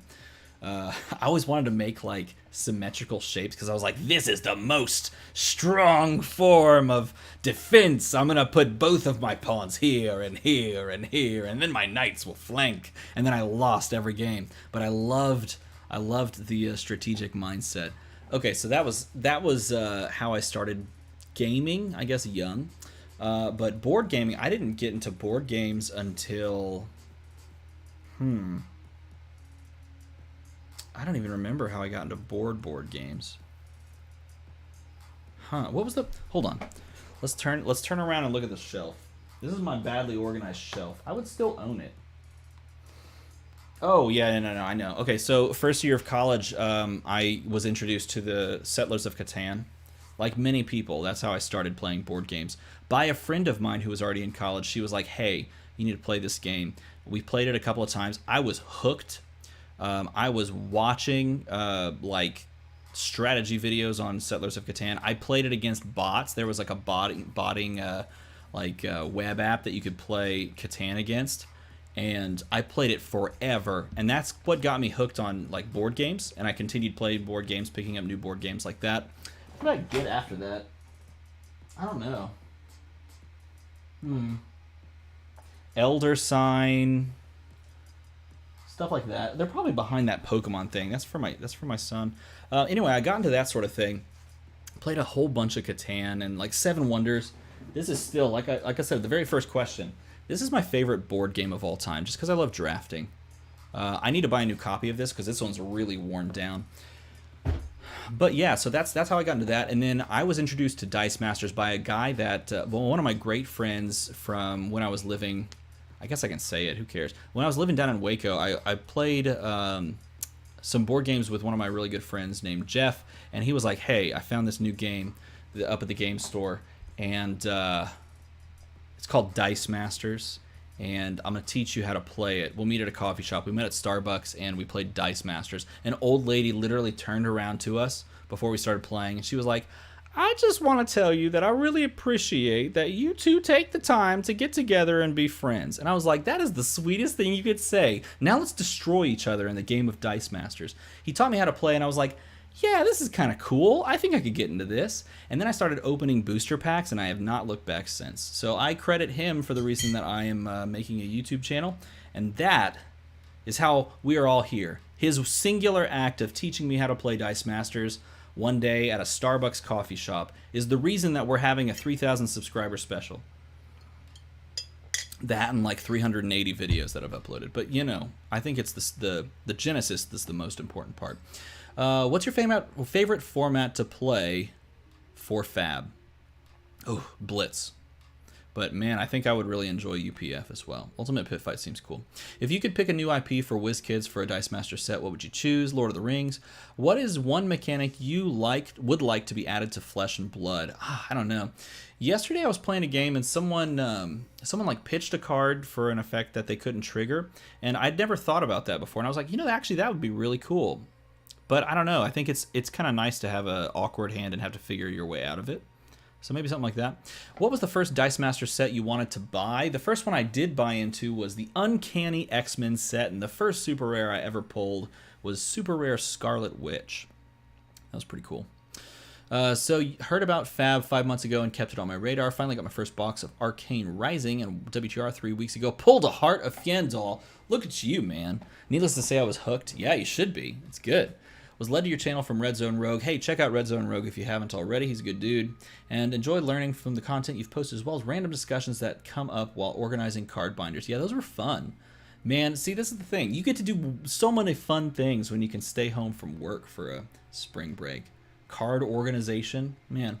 I'm not gonna lie, I totally stole that idea from Noxious because I totally tuned into one of his streams while he was like organizing cards to mail welcome decks to people or like custom decks, and I was like, dude, this is a great idea. Like, we're just hanging out talking. I'm stealing this. Sorry about that. Favorite and least favorite class in Fab? No comment. I like them all. Favorite color? Like mine, blue. Like Magic the Gathering, I've played it very little. That's not true. I've played Magic the Gathering a decent bit. Way less than probably a lot of you, though. Green, red, blue, I don't know. They're all interesting. In Magic the Gathering, all the colors are different and interesting. I think that's true of the classes in Flesh and Blood as well. What's your next game after Dice Masters and Flesh and Blood? Ooh, that's a great question. Oh my goodness. Try Blood Rage, the board game. You will enjoy that game. Ultimate Pit Fight, baby. Yeah, I know, it's cool. What's the next game after Dice Masters and Flesh and Blood? For the longest time, this was super easy. It was Keyforge. But man, the more that Keyforge has continued on releasing new sets, the more I've like, I really don't like the way that they've changed some of the gameplay feels. The way that they've introduced certain new keywords, I'm like, I don't know, man. So I played that a lot. I have a ton of Keyforge. I bought into that heavy. And so I have a bunch of decks still, and I could definitely still play it. But yeah, I think that'd be the next one, or it used to be the next one. But now I don't know. I was sent out Genesis Battle of Champions, which seems really cool. I like the idea of a card game mixed with a movement based like miniatures style attacking game. I really like that idea, but I want to play it in person, and that could be definitely up there. Zoo Tiles is super fun. That's more of a casual kind of fare, though. It's a tile laying game. Let's see. I'm thinking like CCG, TCG things. This new game, Mage Noir, I played this a couple of days ago with a friend, and we immediately backed it. Super fun. Dice Throne, that was a good game. I liked Dice Throne. That was fun. Anything else? What are these? Oh, just some Pursuit of Knowledge is sitting up there. Hate Ruler. What is that? I don't know what that is. But those are some ideas that I've thought about and played a bunch of. Gate Ruler. I don't know what that is either, but I'll play both of those. Hate Ruler sounds way cooler. Let's see. When did you decide to bring your passion for TCG up to YouTube? Great question. Answered it, though, if you missed it. Legend of Five Rings, LCG Refugee, Final Fantasy, Fantasy Flight should have done. Yeah, I know. I'm actually going to make a video about dead card games over the past COVID generation. It's really sad when you think about it. Hey there, great channel that has piqued my interest in many different games. What is your favorite game, and what game is the best for making content? I don't know. For me, it's really up there between Flesh and Blood and Dice Masters. They're both great for different reasons, and they both complement each other incredibly well. And because of that, I think they both fit well. I think when you're picking some games, you have to look at cost, barrier of entry, different types of play, and the way that those two games play are very complementary. So I like that. Those are my two favorite, I think. Love the Fab content. Your videos from CFB got me into the game. Hey, that's cool. Thank you. Just wanted to ask, how much have you invested into Fab since the start of the game? I have invested a total of... It's been, that much. I'm doing that so my wife doesn't hear me. She's probably not watching this stream, but if she is, I've invested a bit. Just a bit, okay? Just a little bit. Honestly, it's not been that much when you think about it, because I was in the alpha days. And so back then it was cheap. I mean, it didn't have 3 times the explosion. So, and I say alpha days, it's not that long ago. So I really haven't invested too much into it. I buy boxes every set, and there have been 3 sets. So yeah, a good bit, but not too terribly much. Just want to wish you luck on your channel. Well, thank you, Kratos70. I see you around sometimes, and I just want to tell you I appreciate seeing you. I live in New Zealand, and Fab is really popping off and easy to access. How hard is it to get overseas? I've heard it's very hard to come by. It depends. It really depends on your location and how many game stores are around you, because they are focusing on releasing via game stores. And because of that, it's based on the proliferation of game stores around you. Do you have more invested in Few or Fab? In Few or Fab? I don't know what Few is. Dice Throne just released a PvE version. I would be down to that. Dice Throne had this really cool box that my friend brought over, and we played that. Had all the heroes or whatever they call them. That was really cool. In your experience, what is a key factor to developing a Flesh and Blood scene in your area, getting people to play the game? That's literally it. If you just let them play a few games, they're like, okay, this is interesting enough, and then you hit them with and we want to play together in person. And I think that's the thing that gets a lot of people, a majority of people, is getting together in a social setting and playing a fun game, because the game is fun and you get to play it with friends. I think that's it. Flesh and Blood or Dice Masters? Do I have more invested in Flesh and Blood or Dice Masters? You mean from a monetary standpoint? Honestly, they're pretty close. Here's another beautiful thing about Dice Masters. Dice Masters is a cheap game to get into from a monetary perspective, because they do things in a very easy way of just jumping in and paying. It's just so cheap to get into because of the way that they produce the game and how the game actually works. You need 10 cards to play the game, and then dice that go with it. If you, in the back, in the old days when they released gravity feeds, if you bought a $90 gravity feed, you'd have most of the set, minus a few super rares and rare cards. That's so easy to get into, and when you're only playing 10 of them, it's so simple. And so you can definitely get into Dice Masters more easily from a monetary standpoint, but the game has been running for a lot longer. I mean, it's 6-7 years, I don't know. And so because of that, they probably even out pretty close, but I maybe because Flesh and Blood I've poured more money into lately, maybe I'd go that route.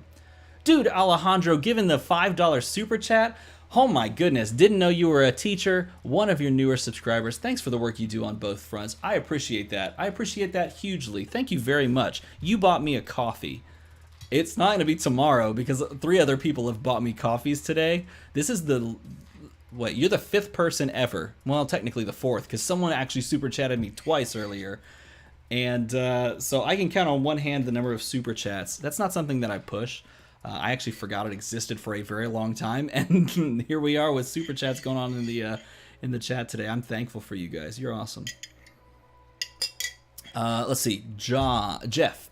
Haven't even played my first game of Fab just from watching you. I'm extremely interested, on the verge of selling out of MTG, make the switch. Here's what I'll say about that. Do what you want to do. If you enjoy Magic the Gathering for the reasons that you enjoy it, then you should keep it, okay? Because if it makes you feel a certain way about the... I know you can sit here and talk about Wizards of the Coast doing this, that, and the other thing for as long as you want. But when it comes down to it, if you have some intrinsic like attachment to the game, then you should always consider keeping it around, because those kinds of things are hard to run back. If you're like, I'm just going to sell all these cards, it's hard to run them back. You have attachment to that game, consider keeping it. But if you don't, if you're like, I've run the course with this, I've enjoyed what I've enjoyed, and now it's time to do something new, Flesh and Blood's always a good choice. What's up, Ty? Do you just have a set schedule for yourself so you can healthy balance a family, work, hobby schedule, or something you don't normally worry about? Asking for me. Ty, asking for you. Yes, I do. I do have a set. I usually do editing in the evenings after my kids go to sleep. I try to do as much editing as possible. I will usually bow out of doing editing or gameplay or something like that in favor of spending time with my wife, because I care about her and she's the best. But it's like a literal dance every day. I sometimes put 4 days a week in the evenings, something like that, of making videos. Pog, why are you so into TCGs, and congrats. I love things that allow me to make decisions, and that feeling of like I made the correct decision and it led to me doing better. I love that decision point and being presented with those different options. I think that's awesome. And that's why I enjoy it. Hey, what's your best bet going into Monarch? That it's going to be sick. That's my best bet. What do you think would be the best way to introduce Fab to a diehard MTG player? Sit him down and play it. You can very easily do this if you know the person. Because if you know the person, you go, I'll see ya, Arcbound Geek. You hitting the road? I mean, it's pretty late for you, dude. Hey, in a little bit, I'm going to wrap these last questions up. We're popping this Arc box, I think, for some people. And then we're popping Crucible of War as well. It's very easy to tailor-make an experience for an MTG player if you know what they like to play in MTG. So just pick a class. Pick a class. Oh, have to depart. Oh, sorry, Deck Edge. Man, I'm sorry. Deck Edge is taken off. Make free common blitz decks. Yeah, man, that's the way to do it. Have you thought about implementing tabletop games into your teaching? Congrats on the milestone. Like teaching my career, or teaching here on the channel? Yes and yes, but I can't. It's kind of hard to do when you teach band.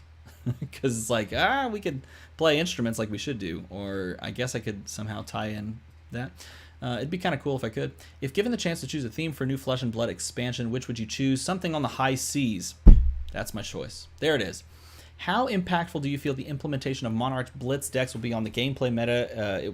Considering it was supposed to be the original release of Blitz, heavily impactful is my answer. And I think that's a great one. What originally sparked your interest in TCGs, and how did you learn about Flesh and Blood specifically? Thanks for the comment, Spurks. I covered that a couple of times, so just scroll on back, but I think you were here for that, so we're good. What happened to all the Keyforge content? It's like it died or something. I really don't like the new set. They released that newer set, not the one that's coming out like right now, but having COVID delays. The one prior, I really just didn't enjoy it a ton. I didn't like the way that it changed some of the gameplay, and there's just like this limitation at a certain point, because you can't tweak your decks. When you open and I've been thinking about this one actually a lot. What's up, Terrence? We were just covering your comment actually. Because you can't tweak your deck, when you open a deck that's like a few cards away from being really good, it's actually just a feels bad moment. And when you have feels bad moments, those hit your brain like 2 or 3 times harder. This is a stat, and stats are always correct on the internet. 2 or 3 times harder than when you have a feels good moment. And so you feel it more, right? And then you feel bad, and you're like, oh, this deck could have been awesome. And even if it's still pretty good, which the game of Keyforge, from what I've experienced, is more about player skill than it is about deck. it still just sucks, you know? Really enjoy your content here on Channel Fireball as well. Out of all the Flesh and Blood games you've played, which is the most memorable moments? Ooh, this is a great question. It was the first sealed game that I ever played. I had put together a sealed ninja that had a red razor reflex, and I got my opponent down to like 3. And he chose to block 3, or no, he chose to block like 1 or something like that, or not at all. And then I razor reflexed it, and I said, okay. And then he looked at me and was like, no, that's basically it. I didn't block with a card from hand. I don't have a defense reaction. You win. And I was like, oh, snap, that's right. Because he can't go back and add more cards to the block. And it was in that moment that I realized, oh, yeah, I'd won my first game of Flesh and Blood against somebody that was like, you know, actually playing to win. That was kind of cool. Are you going to do Ultimate Pit Fight deck techs at some point? Yeah, I'd love to, if you guys would watch them. Do you think Fab can go the distance? Yes. Relevant for 10 to 15 years? Yes, I do. Hey, Yoons, you were in here in the chat before. I live in South Korea and recently become aware of Flesh and Blood. What is the best way for me to get others interested in the game when they really aren't game shops here on the island? Is that Jeju? I don't know how you'd say that. I apologize. Where I live. If you can get your hands on starter blitz decks, just sit down and play with someone. That's it. That's the way I would say to do it. Even if I don't win the giveaway, I'm thankful for you. I'm thankful for you too. Before I was playing Yu-Gi-Oh! Speed Duel. I've never played Yu-Gi-Oh! Speed Duel. I have played Yu-Gi-Oh! I don't want to go into MTG or Advanced Yu-Gi-Oh! Just don't attract you enough. Hey, man. What cards do you want to see reprinted from the crew extension? Shiana. That answers a question coming up. What's your opinion on the current state of Dice Masters, and if you have an alternate IP, what would it be? Thanks, Ben, for the comment. I've answered that one a couple of times, so just scroll on back and you'll see that one. Congrats, man. What IP hasn't been in Dice Masters yet that you would like to see? If you're making me pick an IP, Lord of the Rings. What was the craziest box case you've ever opened? It was... I'm doing lightning round because I want... Oh, God. Oh, my God. I almost dropped the girl. Almost dropped her. This is the craziest pull ever that I've ever opened. Though the second to that would be the heart that I opened. Pack 1, picked by 9 Dimes. I don't know if he's still in the chat. Picked by 9 Dimes in a stream that I did with Louie over at Kitchen Table TCG. First pack, that was sick. What's up, Supernova X4? Yeah, that was that one. Wade Jones says, I'm super excited about Shadow Light Focused. And I think it's going to be cool. Another layer of deck building, just off theme. What's the combo class allegiance that you're most looking forward to? I don't know. I really want to see what they're doing with that before. Picked by you. I know 9 Dimes. You're killer pick, man. Yeah, I don't know. I want to see what they're doing with those before I kind of call out what I would love to see combo-wise. Want to congratulate you. Thank you very much. $1 million question. How's your build of Go Tall Ranger going? It's going fine, but probably pretty bad still. I need to play it. That's what I need to do. I need to play it more. What made you want to become a YouTuber? The people that I was playing games with. I realized that there wasn't content for Dice Masters. When I started the YouTube channel, I wanted to provide content because I wanted people to enjoy the game. And particularly I wanted the people that I was playing games with to enjoy watching more content for it. Competitive Fab is arguably pay to play in the sense that legendary equipment being approximately 3 times better at protecting you or providing an in-game value than Iron Rot or generic. Do you think that Rusted Relic could be the future of bridging that gap? Maybe. Maybe, Josh. What I think is that they're already starting to self-correct by releasing majestic equipment that's arguably better in the form of things like Courage of Blade Hold, Bloodsheath Skeleton, that sort of thing. They have 2-block equipment. They're majestic. They just can do the exact same thing with rare equipment and common equipment, you know? And eventually you have just a large equipment pool to choose from that eventually you go, do I really need to run Brave Forge Bracers and do like +1 and block 2 when I could just put on these other bracers that also block 2 and do something perhaps better? So I think that's the way they're going to correct. Have you ever thought about making a video going through all the keywords in Dice Masters? Yes, but it would be a lot, and so I probably will, but I don't know. I haven't sat around and done that. That narrated draft content was fantastic. That was some of my favorite stuff I got to do.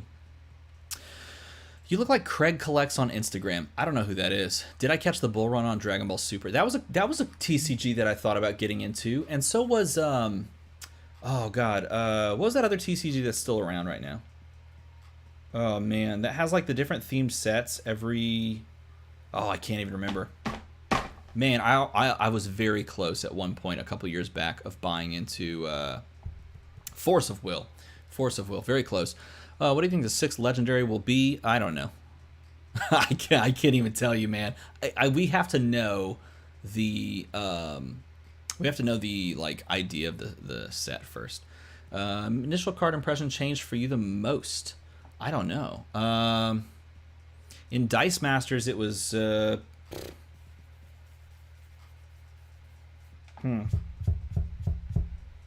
Bard. If you know Dice Masters, you know when I say that word, you're like, Bard, that one. And then in Flesh and Blood, I don't know. I don't think card impressions have really changed for me in Flesh and Blood. I think it's unfolded differently, fundamentally. Dude, Fab TCG cards coming in with the $10. Dude, I appreciate that. That's amazing. We have some cool stuff coming, actually, from me and Fab TCG cards teaming up together. Thank you very much for chiming in. If you were able to use a non-6-sided type of die, I would use a D4 in Dice Masters.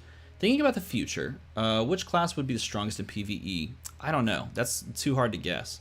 I wish I could give you an answer, but I need to know more about it. Congrats. Signed cards are nice. Any plan to stream with Team Covenant? Hey, if they ask, I'll do it. I would do that.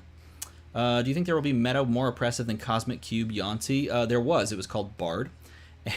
Congrats on 3K. What's your secret unvoiced prediction for future Fab game changes or expansion?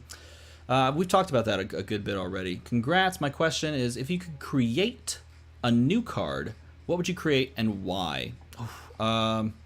A reprint of the King Black Bolt.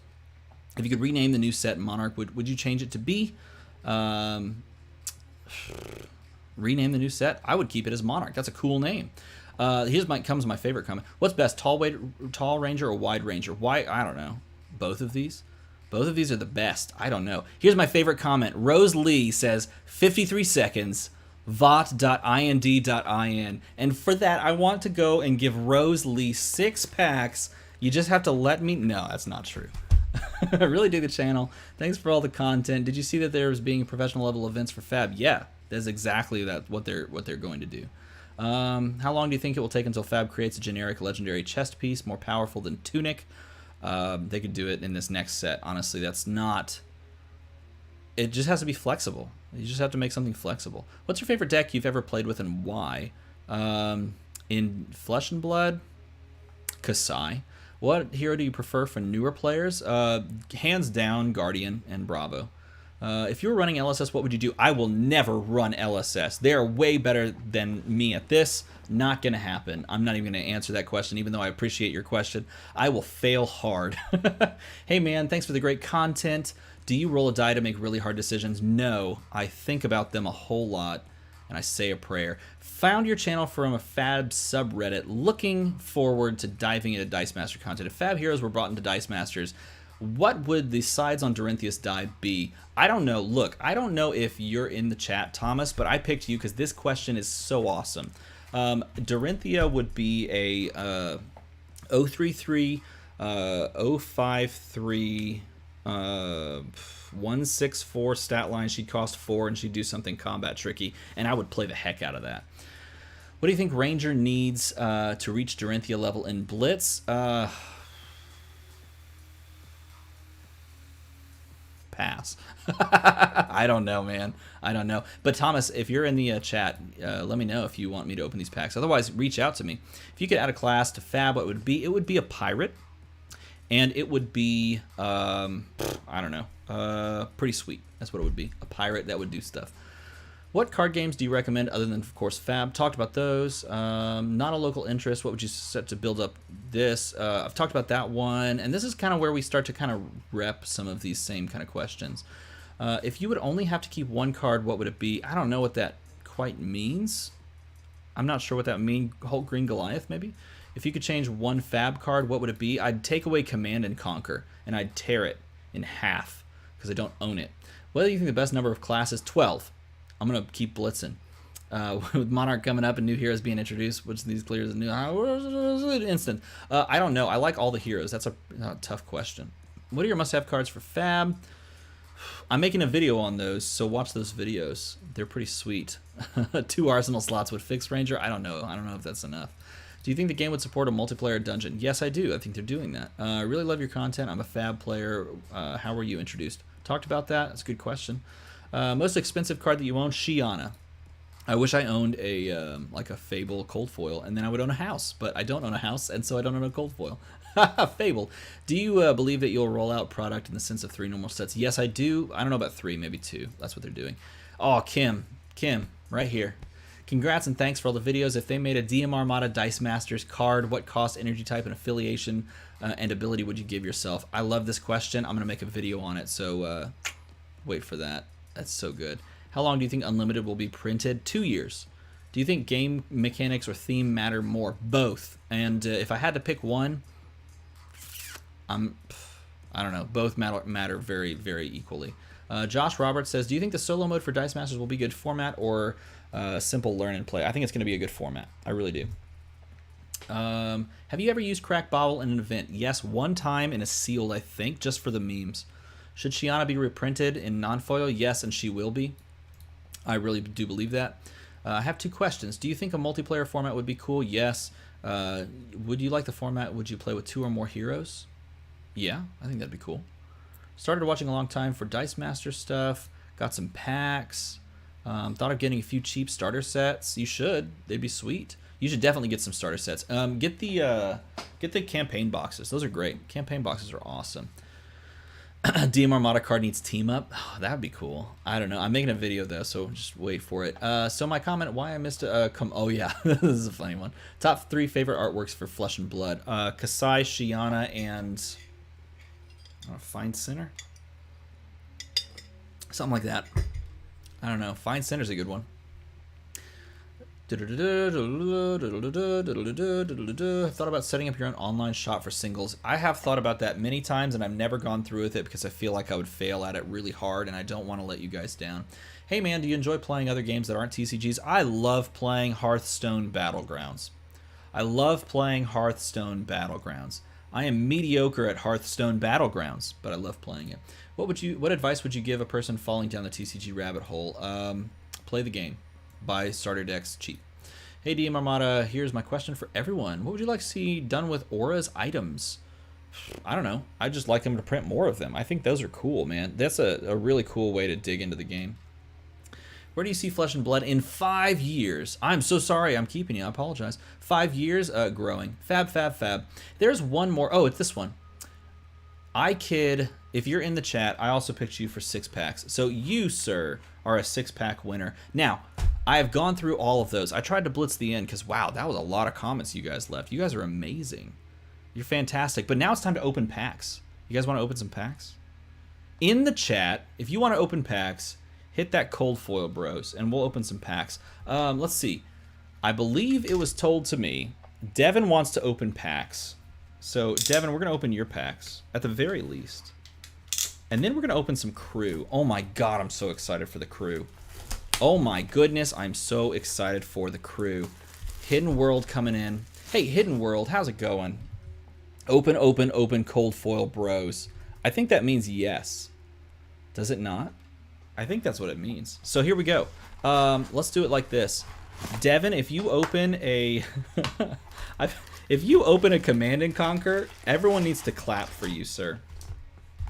You know, it's funny because if we don't open open the other packs for the other people, I guess I'll just have them waiting. We'll have them waiting in the wings. I live for crew box breaks. Dude, me too. Okay, look, I love you guys, and those were awesome comments, but now all I'm thinking about is crew. Crew's amazing. You can keep it. My gift to you. What? Oh, for a Command and Conquer? Dude, no. That's yours. That's for you. That is, if you open a Command and Conquer, heck, if it's going to be a foil Command and Conquer, just for you, sir.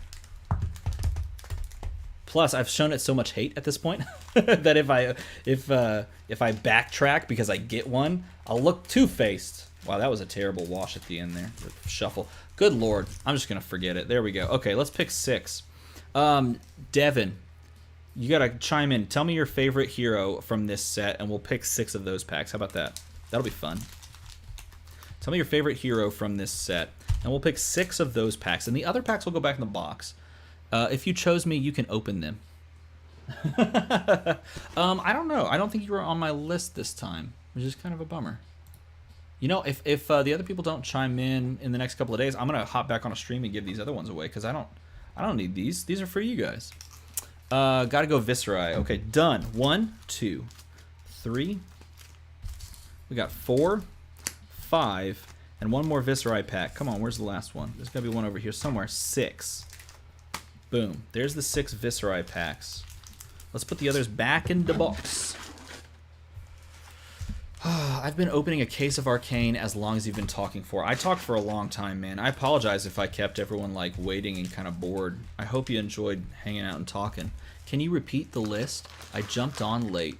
Kevin, how's it going, man? I read your comment. I don't have you down, but if we cycle back and people don't end up picking up these packs in a couple of days, you're gonna want to check back because I loved your comment. Your comment was awesome. 6 packs, Arcane Rising. Let's push in. Let's get intimate. Let's get in close. The closer the better is what I always say. Love the conversation. I hope so. I hope I didn't bore you to death. I don't know. I always worry about talking about like myself because I feel like I'm altogether just average. You know how it is? But that's okay. Sometimes being average is just fine. All right, I think this is good. Why is this back to negative? Whoa, we're bright. Now we're dark. I don't know which one we're going to go. We're going to go with this. Here we go. You ready? 6 packs for Devin. Devin's going to reach out to me and give me his information, starting with a Crucible of Aether Weave. I'm going to do this too. Before we roll, calling my shot, if you're opening all 6 Viscerai packs, there's always an Adult Azalea Ace in the Hole in the Viscerai packs. Is that true? Is that true? I would love that. That's kind of a cool little thing. 1, 2, 3, 4, 5, 6, 7. I always do the pack thing, guys. We just go. We just got to do the pack thing. Okay, I'm gonna. While we have you here, let's tweak the lighting here. For some reason lately, my camera has been doing this really terrible thing where it resets all of the settings that I love are all gone. How's that look? That looks good. Blue Searing Shot, a wonderful card. 0 to 60. Got the yellow headshot. Overloop. Bloodspill Invocation, a card I can't use. I just can't figure it out. Good zap, though. Red zap. On to the generics. We have Push the Point. We got Lead the Charge. Vigor Rush. Sun Kiss. Here we go. Null Rune Glove. This is what we come here for, everybody. Enchanting Melody. We have the Become the Arc Knight. Look at you, man. Getting a solid super. Become the Arc Knight. And a foil blue headshot. Wow, that's a good start. Look at you hitting a super right off the bat. You know how to play, man. You know how to do it. Picking the... You know what's great about that? You picked Viscerai packs and you got a Viscerai super. I love that. And you got a Rune Chant token to go with it. 1, 2, 3, 4, 5, 6, 7. Not bad indeed. Yellow Searing Shot. Overloop. Headshot. Zipper Hit. Yellow Aether Flare. Read the Runes. Great card. Guys, I had so much fun playing OTK Runeblade. If you guys voted for OTK Runeblade, hey, Crown of Dichotomy. Solid. Spellblade Assault rare. Got the Enchanting Melody rare and a foil rare Petal to the Metal Red. If you enjoyed, if you watched any of that, by the way, if you watched any, then I hope you enjoyed it because I really enjoyed it. Thank you for voting for that deck because that was the deck that I was honestly thinking about running at first. Oh, boys, let's go, everybody. Ladies and gentlemen, we got the Cracked Bauble showing up. 1, 2, 3, 4, 5, 6, 7. It was so much fun. There were a lot of people hanging out watching that, and that was like a long stream. That was like a 5-hour stream yesterday. Amplify the Arc Knight. Spellblade Strike. Moonwish. Oh, no, we peeked at that card in the back. What was it? I actually didn't see it. Petal. Ooh, a Maximum Velocity super. And it was a Salvage Shot yellow. Look at that. 2 supers so far in 6 packs. This is a good 6 packs, man. Calling Viscerai was a good call. Calling that was solid. Yeah, Devin, I saw you in the chat yesterday. 1, 2, 3, 4, 5, 6, 7. What do you think someone should pay for a first edition Monarch box pre-order? What do I think they should pay or what will they pay? What do I think they should pay? Box price, MSRP. I think they should pay $100, $90, something like that. What will they pay? Whatever the market sets it at. That's what they'll pay. We want CNC. I mean, do I? I don't know if I want that card. Like, we need to just never see that card ever again, because I've literally never held a CNC that I've owned. It's funny. Bracers, followed by Absorbent Aether, followed by a foil yellow Whisper of the Oracle, which is a beautiful foil, but I don't think you ever run the yellow, do you? Was at work, internet wasn't great, but tuned in for a bit. For Viscerai nonetheless. Here we go. Hey, speaking of Viscerai, oh, tell me it's a double-sided Viscerai. Oh, it is. Let's go. We put that down there. We do it. 1, 2, 3, 4, 5, 6, 7. My favorite tokens are the double-sided heroes. I open my packs the same way. Do you? Blue. Optical Monocle's a cool card. Red Sikkim Shot. Drawn to the Dark Dimension. Aether Flare. Rune Flash. Rune Flash is also a cool card. I put together a Go Wide Viscerai, and Rune Flash was a good one. Got the Null Rune Boots. Here we go. You ready? Silver the Tip, followed by a Spellblade Assault, followed by, ooh, a foil red Life for a Life. That's a great foil. That's a good one. And finally, here we go. Boom. Bing, bang, boom. 1, 2, 3, 4, 5, 6, 7. Here we go. Hamstring Shot. Overloop. Searing. Locked and Loaded. Voltic Bolt. Blood Spill. Reverberate Red. Sunkiss. Lead the Charge. Those are good generic slot cards. Talismanic Lens. Pour the Mold. And the final, a foil Push the Point. Good. We dodged the CNC. After talking so much trash, it doesn't want to show up anyway. I still, to this day, don't think I'm ever going to open a CNC. When I get some, I'm literally just going to purchase them. Okay, if there were anybody else... Okay, so the other people that got this, the Wizard That Climbs the Library, Thomas H., and IDK Kid. I don't know, Kid. Those people are also people that get to pick if you want them opened on stream or you want them sealed, because I want to I want to give them the opportunity to say, like draft or do a sealed, with a friend or something like that. Otherwise I would just say we crack them on stream, but I want to give them the opportunity, and in doing so I'll wait like 1 minute while we talk together, and then we're opening crew. Everybody, let's go. Get hyped. You guys want crew? Anybody want some Crucible of War? Yeah, that's me. I would like some Crucible of War. Ooh, that foil. Love that foil. We are just all over that set. I love Crucible of War. I'm sorting these for you so that I don't have to do it later. Look at me go. I think I missed a... No, there's the foil. Beep, bop, boom. Right. Yeah, there we go. Rare. This. Oh, I missed a card. Whoops. Yeah, I'll figure it out later. There's a foil coming up here. Where is it? Is it a foil hamstring? You can't even tell. No, it's not that. It was one of those. Rare. Ba-ba, ba-ba. There's that foil rare. Pedal to the Metal. That looks good. It's a good looking card, man. Okay. Oh, that's the foil. Last foil. There you go. Boom. Boom. Boom.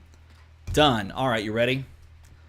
Redliner and spoils. Yes, let's play a game. Okay, everyone, go and tell people we're opening crew.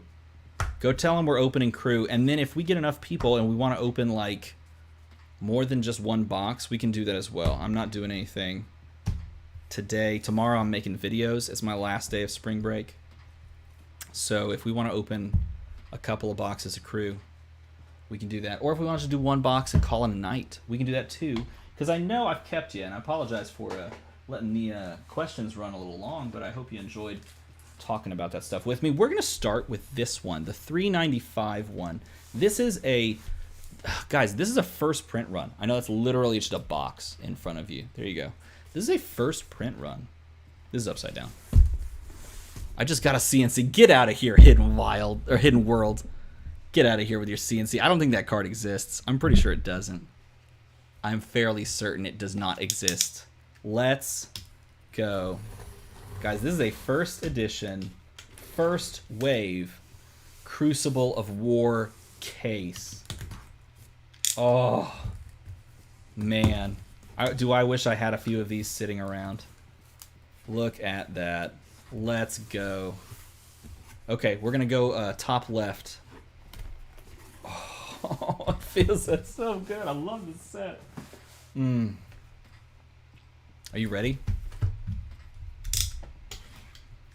I'm ready. We're not even playing around. Let's go. I am so excited too. Everyone needs to be here. We need to just like, we need to see this. We all need this in our lives. This weight from Monarch has been unreal, and Crucible's the only thing getting me through it.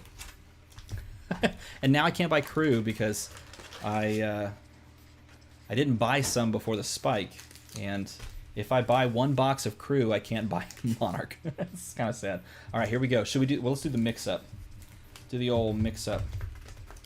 So this is first wave, which means that the cold foil, of which we assume there is one, right? The cold foil's in the back, so we have to be kind of careful when we're opening some of these packs, because this was not the one where they sandwiched the foil card. Well, that was a bad shuffle. Not one where they sandwiched the foil card there at the they're like the third to last card.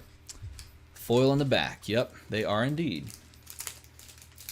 Indeed. Bill, you ready to see what you have here on your hands? Don't forget, these are Bill's cards. He is allowing us the opportunity to see what he pulls.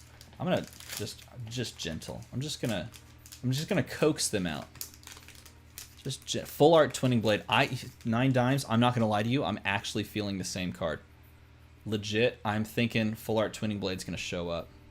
I really do think that. All right, is that good? Is that good? Is that focused? I knocked the packs over. I'm just gonna bring it in so that I don't have to go too far because I'm lazy. Oh, Gary, Cold Foil Bros, you're not late. We're starting right now with this. We were just answering questions before. Is that looking good, everybody? Tell me in the chat. Let me know. If I bump the gain just a pinch more, and then up the white balance just a bit, just a skosh, as they say. I say that. All right, here we go. Push forward. Blessing of Serenity. Oh, it's so good to see these cards again. Crush the Weak. Tech Levosin's Workshop. Increase the Tension. Combustible. Predatory. Red Rushing River. Promise of Plenty. Oh my goodness, a foil Magnetic Shockwave. Dude, what a start.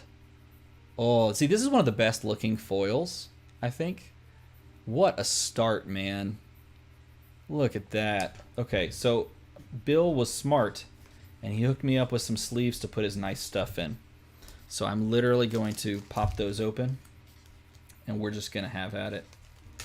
That is a good looking card. I think that's an underrated card too, because of how it can affect equipment. There's always going to be room to affect equipment down the road, and that is a great way to do it. Force block after a bunch of boosts, really, really good. How's the stream been? Outraged Power Gamer, now that you're here, it's even better than it was before. It's been fantastic. I think the top I saw, I kept glancing over, the top I saw was 50 people were hanging out with me. We're all hanging out together. It was awesome. And, you know, now we're just settling in, having a good time, opening some Crew. We're on pack 2 of the Crucible of War. Thanks to Bill, we get to see what he owns, what cards he owns. And Bill, I think foil Tripwire Trap, or rare Tripwire Trap. We got the Majestic Stamp Authority, followed by a Pathing Helix foil. Pathing Helix. Stamp Authority is a good one. And then a foil Pathing. I'm going to put the foils in that stack. Bill, do you want your foils in these sleeves as well? Foil commons, that sort of stuff. It's been good, though. I've enjoyed it. And this is just a fantastic set to open. And I'm glad that we're getting to do this together. As a group, as a community, as a family. Uh-oh, corners don't look good on that one. Hopefully it's not super important. It's probably not, let's be honest, right? Harmonized Kadachi. Azalea. Out for Blood. Overblast. And it's interesting, too, I just opened Arc. and there's like 15 cards, and now we have like 10 cards, and it's tripping me out. Kavdayan, followed by the Rushing River, followed by a foil common out for Blood Red, which is a good card to play and a pretty foil to have, but you don't have to worry too much about the corners on that one.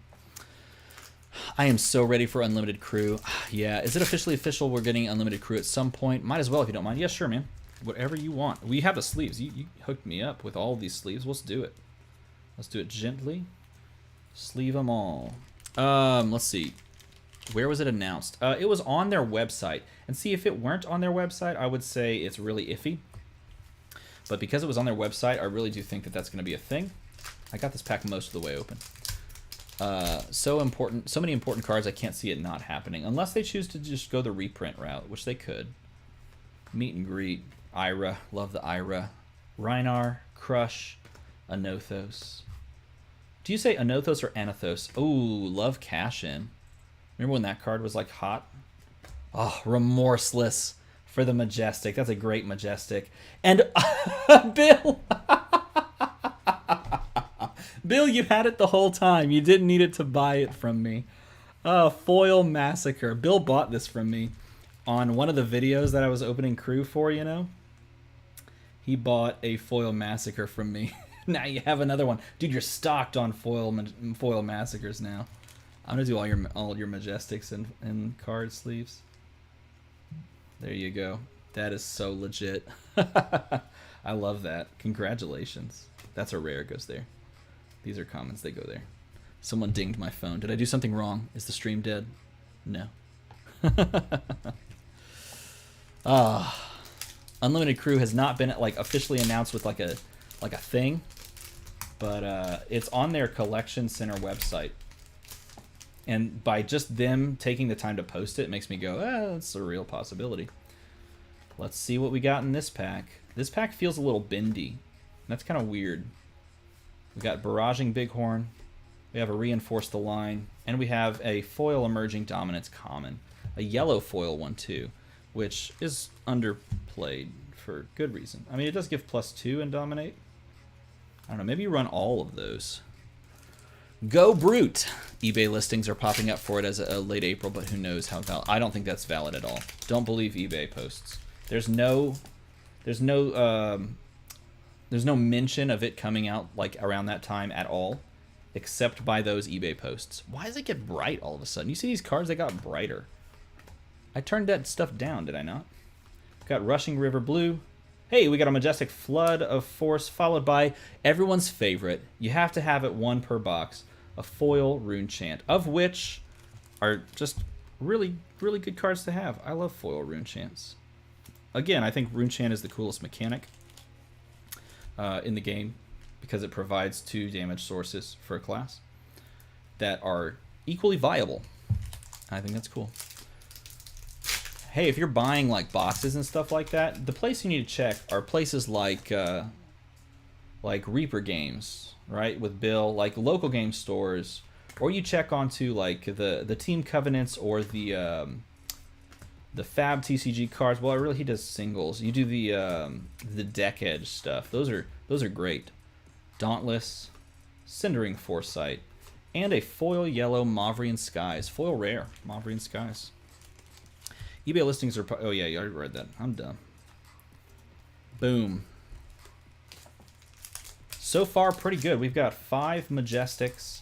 Usually average, like, the 9 Majestic range. And that's not counting foil Majestics, like, separately. We do have 2 foil Majestics. But usually you're trending towards... Wow, this pack is really not wanting to open. Goodness gracious. Are you kidding me right now? There. eBay listings for Unlimited Crew should be banned or reported. Yeah, I kind of agree with that. There's no reason why those should be up. I mean, you're not paying for anything that exists. You know what I mean? There's no reason. We have Barraging Bighorn, Mavrian Skies Blue, and a foil red Blessing of Serenity Common. Foil. It's a pretty one, too. I like that one. That's one of my favorite artists. This dude that does this, Alexander Markov. The stuff that he does is just fantastic for this game. Is 9 Majestics normal? Yeah. No, okay, so for this set. So, again, for Crucible of War, they completely removed supers. You're not getting supers. What's up, Lauren? How's it going? Yeah, you're not getting supers in this set. We're opening first edition crew, by the way, which is a fantastic pull. So because you're not getting that, if you count all of the supers and majestics together, we got the high speed, we got an Aether Conduit. I thought that was the cold foil for a second. We got a Soul Bead Strike red. Aether Conduit, though, I do think that one looks beautiful in cold foil. So yeah, you end up with like the 9-ish range. I'm pretty sure it's all... I've never seen less than 9, but I know it's possible. People that have opened more boxes than me can tell you that you can get less than 9, but I've only ever opened 9, and I've opened a good number of boxes. All right, here we go. Push forward. Torrent of Tempo. Foreboding. Flying. Hit and run. Snap back. We're going to hit the cold foil soon. Cindering. Rushing. Oh, Sutcliffe's Research Notes. For some reason, my brain was like, this is the one. This is the one. But it wasn't. It was a Sutcliffe's Research Notes. Boop. I was thinking about a deck today that I think I'm going to make and try to make work. It's another Runeblade deck. Everyone loves Runeblade. I'm so sorry if you don't like Runeblade, but it's just the most intriguing to me. Ooh, if this is it, the corners look bad. Oh no. Now I'm worried. This might be it. They don't look that bad. Look, they don't look that bad. They look okay. They just don't look great. Romping. Towering. Cindering. Oh good, it's just a foil red snapback. Good news, everyone. Good news. Just a foil red snapback. I thought of a new deck idea. And the rarity stripe is across the top. No, so the rarity stripe is down here. So if you're like looking at the game trying to figure out what we're doing here, that's a common. That little gray dot. The rarity stripe is actually how much you can pitch for. It's not a rarity stripe. It's how much resources this card can generate if you choose to generate resources with it. This one is blue, and it has an R in it, so you can't see because I'm not going to hold it way up and then focus. Blue is rare. A red dot is majestic. Majestic. And the legendary is orange, which is possible to pull in this. And then fabled is... I've pulled one Fable, and it was with my bro Kitchen Table TCG showing up here. Hey, dude, look, we're opening first edition crew. This is first wave first edition crew, and it's all because of Bill at Reaper Game Store. So, yeah, settle in. We're opening my favorite set. This is my favorite set, by far. Rarity's on the bottom, yep. Thank you very much, thank you. Torrent of Tempo, yellow. Crush the Weak, yellow. Emerging, Foreboding. Come on, let's see. We haven't hit the cold foil. It's coming. Crane Dance blue. Promise of Plenty. Promise of Plenty. I think the bit on the cornering machine got chipped so much. Screws so bad. Yeah. I don't know. Maybe not. We still have half this box. Pull yourself a 4K shit. Dude, I'm trying. I have a feeling it's in here. I also have a feeling that we're going to... So here, check this out. We have 2 cases. We're not opening them all right now. But we're going to be opening 2 cases over the next little bit because Bill was gracious enough to allow me to open these, sleeve them for him, and then present them back so that we can all enjoy them together, which is super cool. Towering, red liner rare, and the foil Cindering Foresight blue, which is sweet. I also want to make a wizard deck. Now that I've officially racked up 1 win with wizard. A Wizard Blitz deck got me 1 win, and I felt amazing. It felt amazing. This pack did not want to open the right way. Let's make sure we don't hit any corners. There. Oh, no. This corner over here on the corner. Wait, that was dumb. This corner on the corner looks terrible. It's big ol'... Oh, I miss cracking this, too. It feels so good. I don't know. 10-card packs feel good, man. I want to get you a foil copper, Bill, so that I can then say, hey... Oh, look, Centauri Saber. Foreboding Bolt, good. We're not sad for the cold foil being all messed up on the corner. I want to get you a foil copper so that I can say, hey, can I trade you this foil copper that I'm holding on to, and then give you something else? That's what I want to do. Foil copper. Let's do the Chris Sires move. Is he streaming today? Is he doing like a box break over on Fab Unsealed? Man, that Facebook group is so much fun. That Facebook group is so much fun. If you're not in that Facebook group, you should be in it. Sleep Dart. Consuming. Let's go. Let's go. I'm just here for that massive pull. Zephyr. Overblast. Come on, it's making us wait. It's making us wait. Dude, yes, Clark is 100% correct. Louis, your background, those mats, love them. Wish I had all those mats. I wish I had some of those mats. I wish I had any of those mats. I have this mat, and I have the brown mat. And haven't had the chance to win any, and I'm sitting here going, I want to win them because I want to, like, feel that feeling, you know? High speed. Cash in. Let's cash in right here. No. Teklovasins. Workshop. I had a box or two of crew that had several packs missing foils. This was on top of messed up corners. Oh no. Guys, should we get nervous? We have 7 packs after this one. I kind of like this way where the Chris Sires method. That's a good way to open a pack, man. I like that. Boom, boom, boom. Oh, look at it. Oh, man. Just a normal gambler's gloves. It's not the cold foil. And a yellow crane dance. Rainbow foil crane dance. Dude, that's a great one. Dude, that's a great one. Oh, my goodness. What a great Majestic. We had gone on a cold streak on Majestics. Hadn't had many of those at all. Oh, that's so good. Gambler's Gloves is so good. Congratulations, Bill. Dude. That's a great card. That's like pulling Courage of Blade Holds. When I was opening my boxes for myself, before I started doing the EV kind of calculator thing, thanks to Louis, I pulled like 3 Courage of Blade Holds. It was awesome. Cindering and a foil Majestic Rattlebones. That's 3 foil Majestics now. This is a good one too. Very pretty. This box, I'm a fan of all of these Majestics for the most part. I'm a fan of these. Dude, I love that we got you. I love that we got you a foil Massacre. That is just so funny. The foil Massacre is so funny to me. Ooh, the corners on this are pristine. Let's hope, everyone. Let's hope. You know what? Let's do it this way. Let's do it the box battle way. You ready? The box battle way. The rare. Rock Slide Trap. Not a good rare. The rare or better. Promise of Plenty. And let's do it the way that they do it too. You ready? They get it. I don't know how he does this because I'm like I'm struggling here. They put the sleeve on it first. Are you ready? Here's how they do it. Teklovassin's Workshop. Oh no. It could have been the one. It could have been a contender. Oh, Rattlebones was a card I got to spoil. Yes, it was. Oh, that's true. I forgot about that. Dude, that's so solid. Now you got a foil one. Now you got a foil one. That was actually a really fun card to play in like big Rune Blade. Play the Rattlebones after playing and fetching. I loved that. Are you ready? Let's do it again. Maybe it'll work. Got the Barraging Bighorn. Reinforce the line.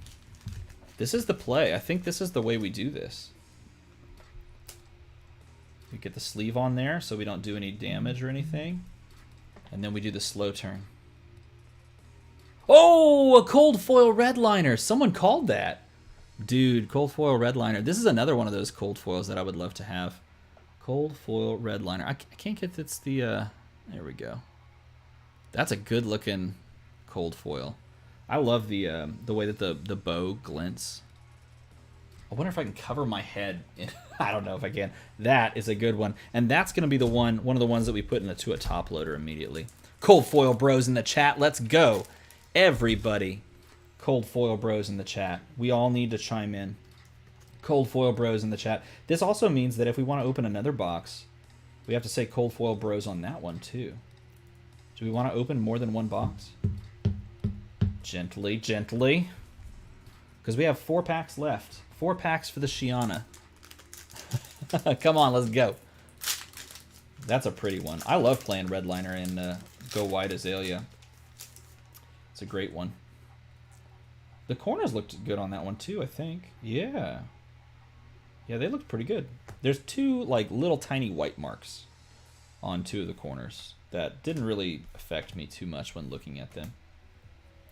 The centering looks fine on it. A little bit off, but not too bad. If you're planning on grading, that is. If you're not, if you're just going to play, who cares? Mavrian, and then a foil Bittering Thorns common. Common Bittering Thorns. Cold Foil Bros. Cold Foil Bros. All thanks to Gary Mack. He started that. He's the man. He's the man now, dog. You remember those old websites? You the man now, dog? Those were good times. All right, here we go. Blitz. Let's go. 3, 4, 5, 6, 7. Dauntless, followed by Spoils of War. That's sick, man. This box is good. This box is just good. Oh my goodness. If Louis is still here, he needs to tell me how much a Spoils of War costs now. If you haven't seen Louis' channel, you need to click his name and then watch everything he's ever made. Watch everything he's ever made, because it's all quality. You just go watch those things, and then you can come back here. And then he can tell me, oh, okay, good, 80 to 100. 80 to 100 for that single card. I traded that. I traded one of my Spoils of War for, like, some bits and pieces. I'm okay with that, though. I'm okay with that. I'm okay. I think I'm okay with it. Promise of Plenty, Edge of Autumn, and a foil meet and greet. Down to 1 pack. Last pack Magic. Can we get a last pack Magic? Let's go. Can we get a last pack Magic in the chat? Last pack Magic. I'm not going to wait for it. I know you guys are saying it because that's the best thing to say. But yeah, it's a 80 to 100. Yeah, it is. It's super good. That card's amazing. The fact that they released that card in this set just makes me go, what? Like, what? Do we really, like, clearly, and maybe I'm talking about stuff I'm going to talk about in the video. Clearly, we're wanting Warrior to be great. Crane Dance, Dauntless, Foil Combustible. To finish the box, no last pack Magic. Not this time. Tower number 9, Rob causing the net deckers to go crazy. Dude, yeah. I mean, it was already, look, it's always been good. Warrior's literally always been good. I think it had, did it have a, in the original WTR, did it have a bad matchup against, what do you call it? Guardian? I don't know, maybe it did. Gambler's Gloves, Majestic. Flood of Force is like a meh. Remorseless is good. Foil Massacre. Stamp Authority, eh? Foil Meganetic Shockwave. Oh, yes. Foil Rattlebones. The card Bill spoiled. And then just a solid Spoils of War. Just a good-looking card, man. Oh, my goodness. I don't want to stop. I want to open another one. Is that allowed? Guys, are we allowed to do that? Are we allowed to do that? Or should we just wrap it up here? I know, it's been 2 hours and 14 minutes. Do you guys want to roll again? Do we want to roll the dice? Go again? Play the go again? Roll the dice with Kaio. Use the Gambler's Gloves that we just pulled. Run it back. Let's go, says 9 Dimes. You make the rules. Oh, do I? Well, that's very kind. Go. Hidden World is like, go. Again. He is a man or woman of few words, but all of them are potent. Why not? It's like you have Hidden World who's like, go again. And like just with all the conviction in those 2 words. So much conviction you had to put it in 2 different text lines. And then right after that, you have, yeah, I mean, why not? Like, let's go ahead. I mean, we might as well. It's already been going, so let's just do it. Hunt Seeker, you have a good night too. You have a good night. Hidden World's like, I'm here for the Crucible of War. I saw the post. This is all I care about. So you better run it back because I'm here to see another Shiana into the marketplace. I'm like, yes, sir. Yes, sir, or madam, I will acquiesce to your request. Someone's getting giddy. No, this is just, look, this is just how I am. And that's okay. I just like having a good time, hanging out, talking. It's a fun time. Look, here's the weird thing about me. Here's the weird thing about me. I'm an introvert. Anybody else out there an introvert? You guys an introvert? I'm 1000% an introvert. Which is hilarious because, like, as an introvert, I want to do things at home and not put myself out there. And yet, in the profession that I'm in, I generally have to put myself out there for performances and stuff like that. Like, I take groups and we go perform. Which is hilarious because, like, as an introvert, that's, like, not... That doesn't make any sense. Why would we do this? And yet, here we are. I am a YouTube content creator that likes to talk with 43 people while we open cards. And this is how I act, because this is how I am when I'm with people, I guess. Reinforce the line, high-speed impact, and a foil majestic twinning blade. What a way to start. Dude, look at that. So a spoils, wow, that's a good-looking card. I mean, look, you see a little whitening there, but that's a good-looking card, man. Goodness gracious. Okay, so, Bill, do you like Dorinthia? Do you like Dorinthia? Tanner, thanks for stopping in, man, and saying that. Great pull. It is a fantastic pull. Because if you like Dorinthia, if you like Warrior, then, man, we've got the 2 boxes for you, sir. We've got them. Locked and loaded. If only it was the alt art. Okay, so most unexpected card for me. Because I was expecting for Crew to, of course, be a Fable. And then we knew that the Legendary was going to be a hero. And we knew it was going to be a young hero. We just didn't know what it was. And that was a cool reveal. Someone literally sent me a message through Discord. They were like, dude, have you seen the Legendary? I was like, no. Is it good? And they were like, check it out. And they sent me a link. Towering Titan. A Righteous Cleansing Majestic follow-up, and a foil red push forward. Dude, two in a row.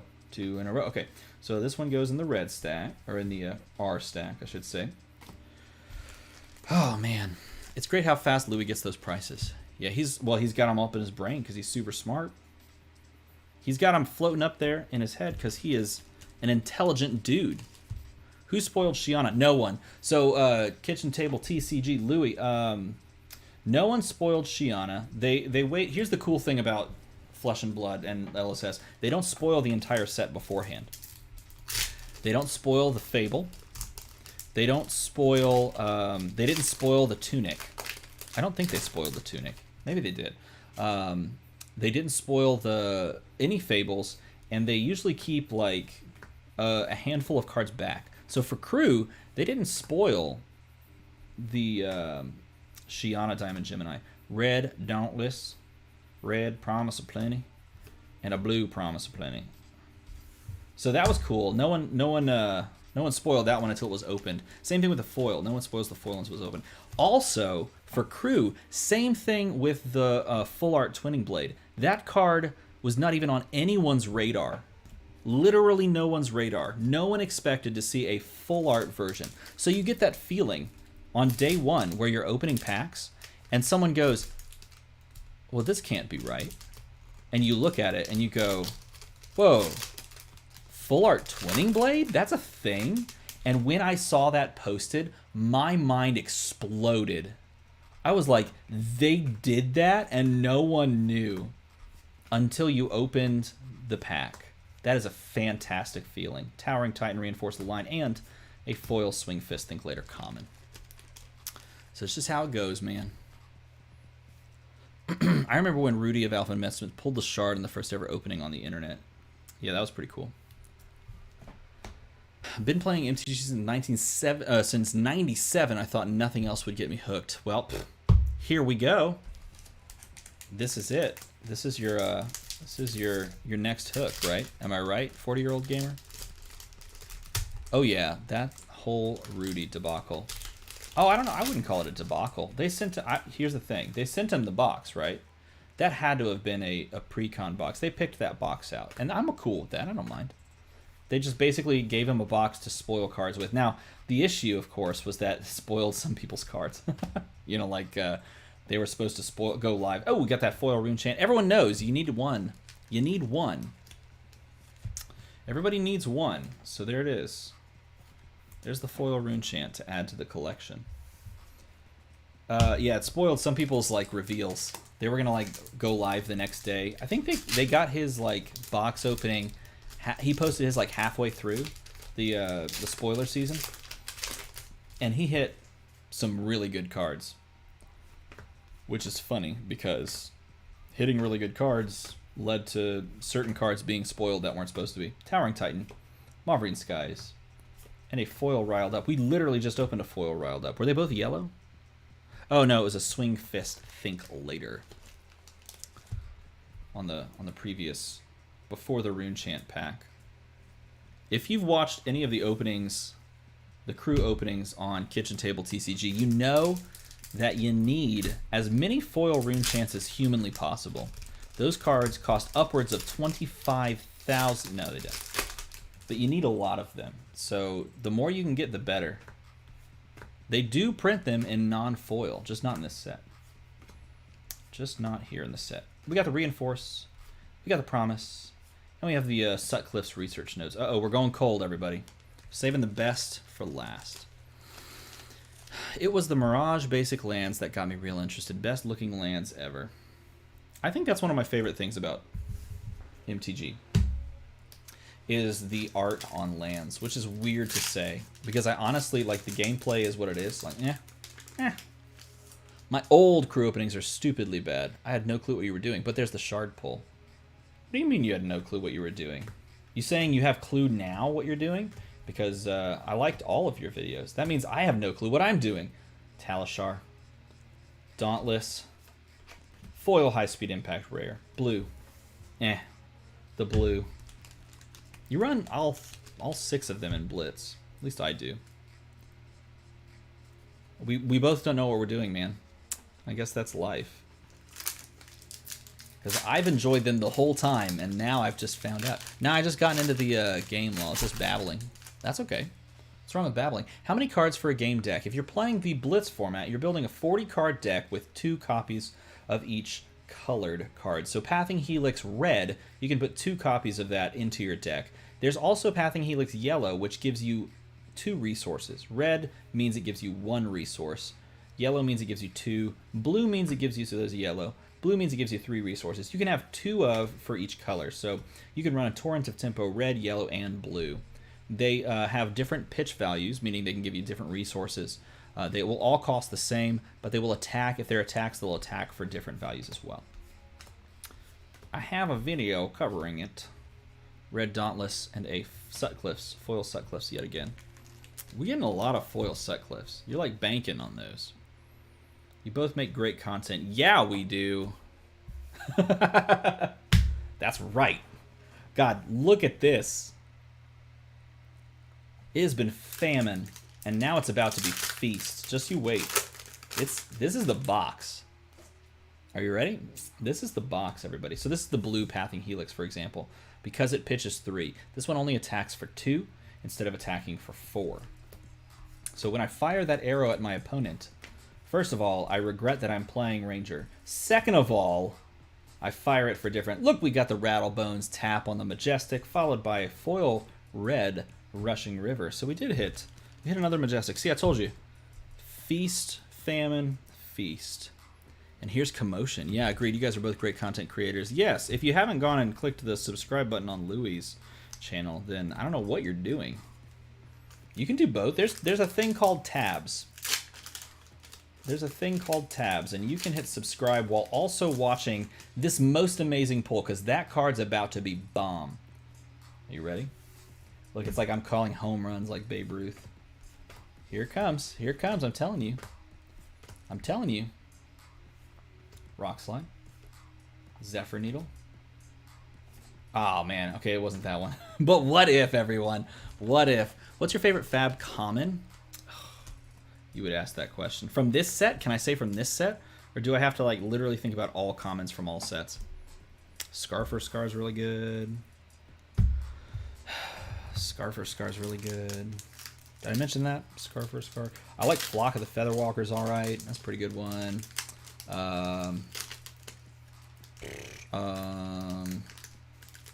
commons are there that are really good. Oh god, the corners look so bad on this card. Oh no, that makes me so sad. It's your stream, bro. Do you? From this set, it's hold on, we'll pull it right here. No. Okay, Crane Dance and oh good, it's just a foil common Sleep Dart. From this set, it's Hit and Run. Hit and Run's too good. That card, I don't know why they printed that card. It's kind of like Spoils of War. I don't know why they printed that card either, but I'm happy for it because I love it. Hit and Run, man, is super good. Some of the Runeblade commons are pretty decent. Honestly, this is weird to say. Some of the best Runeblade cards are the defense reactions. The rare defense reactions are some of the best cards in the class. Like Ninth Blade is good, but here we go. Towering, Promise, and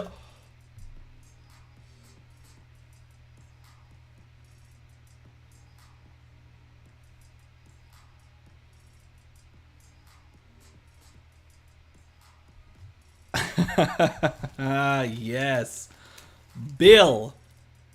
That is correct. Bill.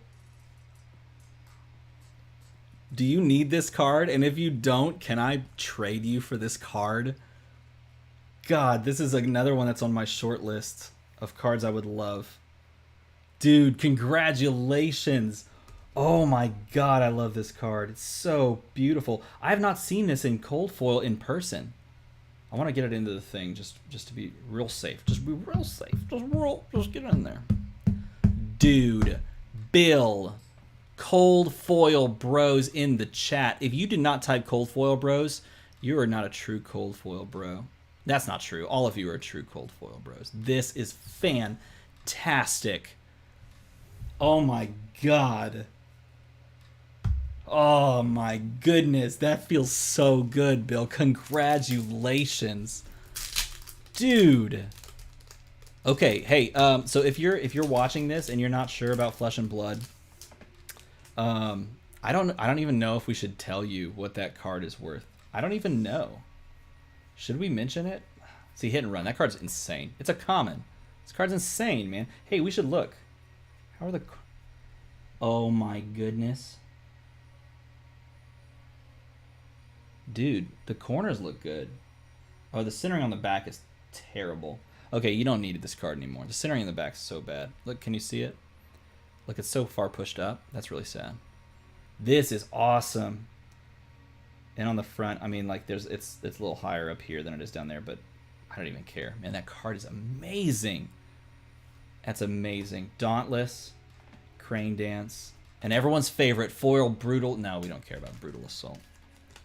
Honestly, I put that deck into Cavdaean. It looks awful. I'll take it. No, it's Bill's card. He gets it. Oh, that is so good. Can you believe, guys? Look, we're about to have this experience in 1 month. Some of us could have this experience together again.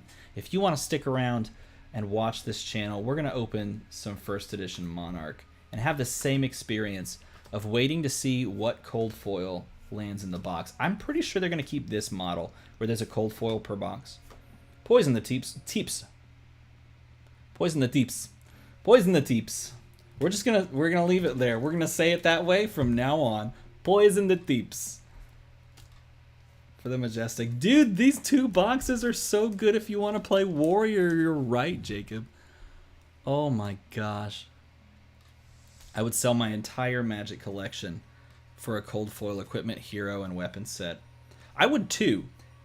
Of course, my Magic collection's like 28 cards, a little die, and some boxes that hold them. But I would sell it if I could get a cold foil set. I walk away and I come back to see that amazing pull. Gary, we said cold foil bros. Quick, you gotta put it in chat. Yeah, that's $700 cardboard. Ah, that's undervalued. In the words of Kitchen Table TCG, that's undervalued. That card's undervalued. $700? No way. That's a K all day, man. That's a K all day. Rushing. Ah, one of the cards I spoiled. Soul Bead Strike. My favorite combo line. Honestly, the only combo line that really matters in Blitz. Forget all of the other combo lines. That's literally the one that matters. Just pull a full play set of the Soul Bead Strike, Crane Dance, Heron's Flight, followed by the Fine Center combo line, and then whatever else you want to run in Ninja, and you have yourself a deck. Dude, I really do think, I don't know, you can tell me I'm wrong, and that's okay. But that card, this card, that's a K all day. That's a K all day. It's so good. I am so hyped for that. That's the kind of hit that I was wanting in box 1. That's the kind of feeling right there. Okay, we're down to 7 packs like that. 6K since end of December. What does that mean? John Graves. What does that mean? I want to know. My first deck was revised in 94. Dude, that's cool. Then Ice Age. We got the swing. We got the barraging. We got the pitfall. The foil red swing fist, think later. Right next to this blue brother. Foil swing fist. This one's a foil swing fist, think later. The blue is just normal. Which is a funny card. You're flipping your MTG cards into Fab. Dude, I wish I had the investment capital in MTG so that I could flip into Fab. Got a plan for Monarch opening day? I do. I do have a plan for Monarch opening day. I do indeed.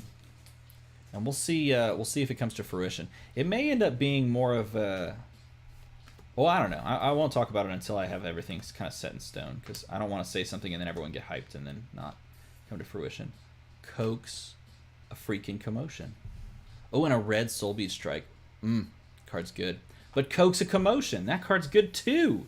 What is this box? What is this box? I hope they come out with Unlimited Crew. Unlimited Crew will still be fantastic, but the feeling of opening a cold foil and just like that weight of like while you're opening the box, not sure what the cold foil is going to be, hoping it's a Majestic. That's a feeling. That is a feeling. Kitchen Table CCG, what do you think the unlimited version of Shiano will be worth? Ooh, I'm interested in that. I'm interested in thinking that. If I had to guess, I would do the 400 to 600. But, no, it could pull down. It could pull down. Because you look at like the prices of unlimited cards. Ooh, Zen State tokens, beautiful. Look at the prices of unlimited cards, like legendaries. Like for example, if we're using like a comp for that card to be like Tunic, like the unlimited Tunic is like what, 240, 300, something like that.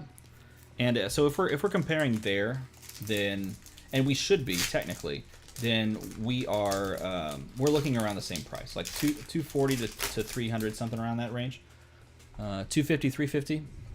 I don't know if it'll push to 500. I think because of the way that the legendaries work, it is more sought after, even though the numbers of like pulls are the same. You know what I mean? Got the Tripwire Trap, followed by a foil red Crane Dance. Beautiful card. So looking at those comps and comparing it to unlimited like Tunic, you can look at the same, kind of get the same idea. But honestly, I do think it would trend up higher than like a Tunic. Partially because Tunic's been printed 3 times, and also partially because she is such a unique character that the demand would be higher, I would say, than Tunic. Even though Tunic's more flexible, of course, from a player standpoint. She's like one of those chase cards, you know, Cindering. Ooh, a foil, or not a foil, a Majestic Crater Fist, followed by a foil Out for Blood. Man, look at us go. This box, I'll take it. Shiana is 4K right now, though. I know. She's, why did I put that up there? That's dumb. She's the same price as an alpha box, depending on where you look. So dumb. I love it. So dumb. You know what I also like? Sleeving these foils in, like, penny sleeves. That feels really good.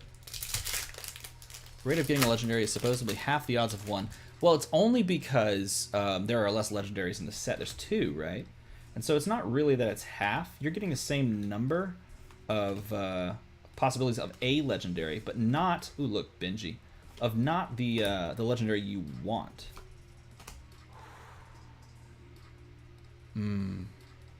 I was up at Bill's store today, and he had a Find Center playmat, and I looked at it and I went, oh my god, I want this playmat. It was in the armory, like, prize support. God, that playmat looks so good. Hey, Bill, do you have that playmat still sitting around? I gotta play for that. Can you organize a quick event and I can be one of, like, just one entrant? I just want that playmat, man. I want that. Oh, see, can you imagine just the sprawling oasis? Oh man, of Mysteria, just right below all these cards. I think I can imagine it. I don't want to imagine it though. I want to see it. This is the last pack of the box, guys. This box is absolutely amazing. That box is good.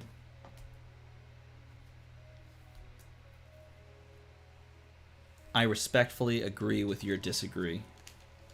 I don't know what we're disagreeing. A demand. I think the demand is due to rarities, and Cold Foil Unlimited will be, or what, CF Unlimited will be player focused, and Shiana isn't played.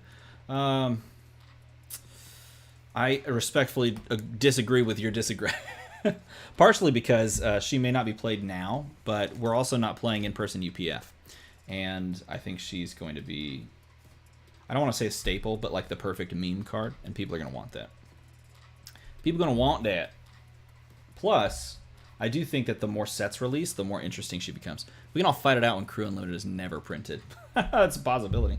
Look at this box.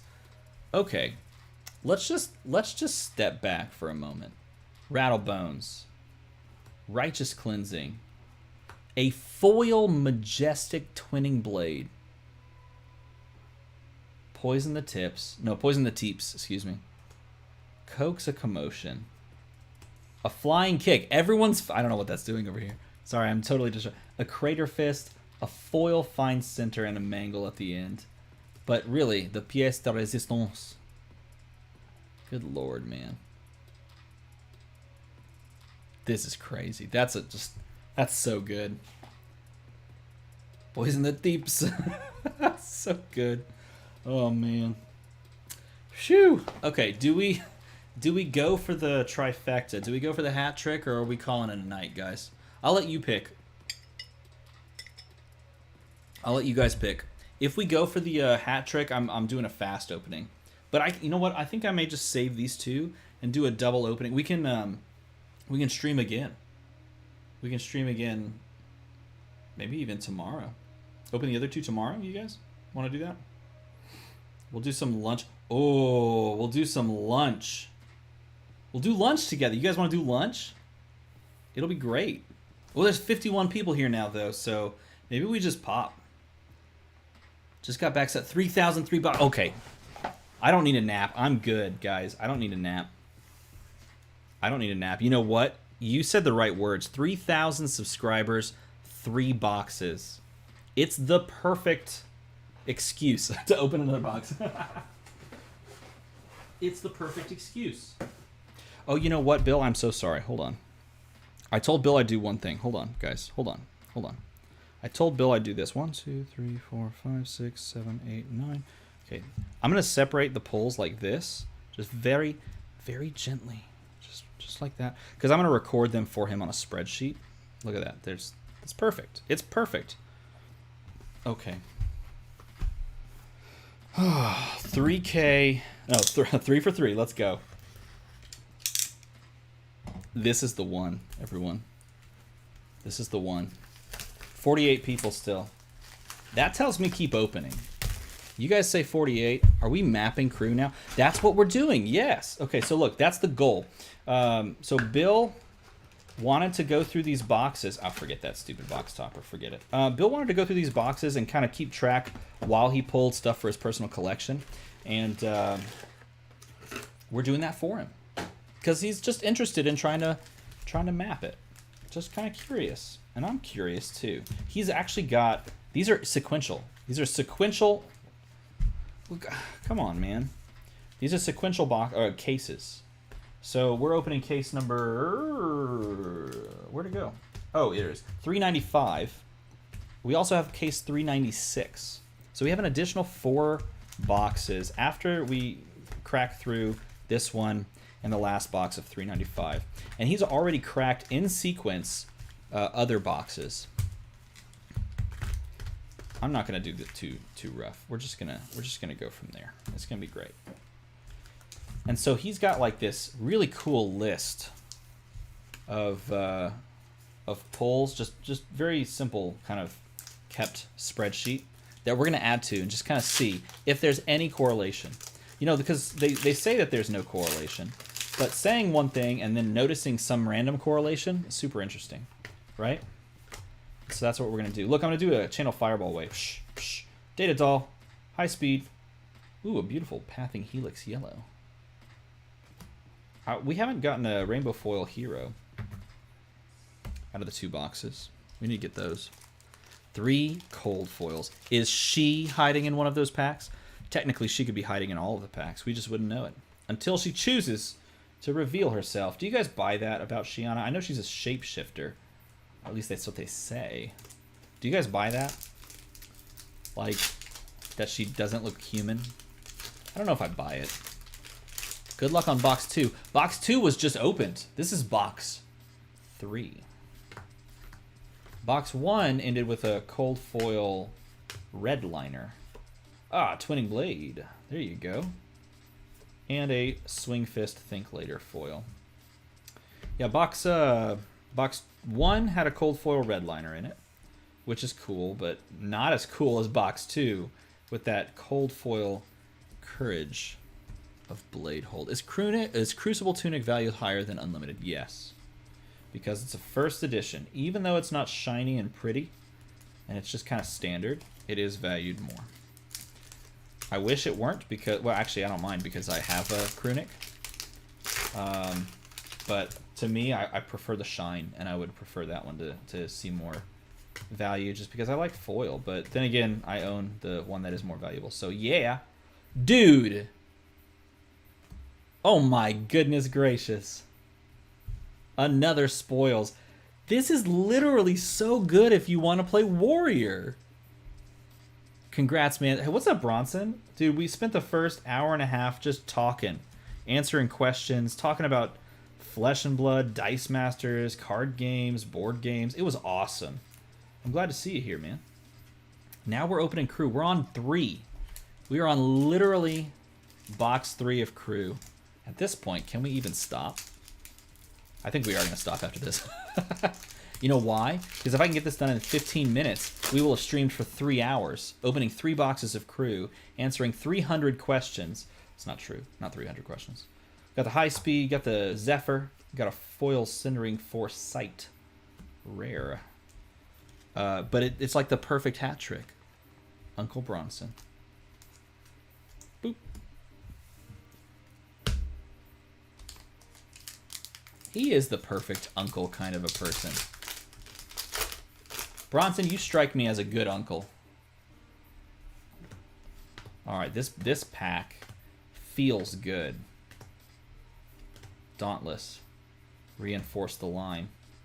Oh, and it was good. A foil Lunging Press. This card feels good too. I wish this were something even better, but that is beautiful. I've never opened a foil Lunging Press.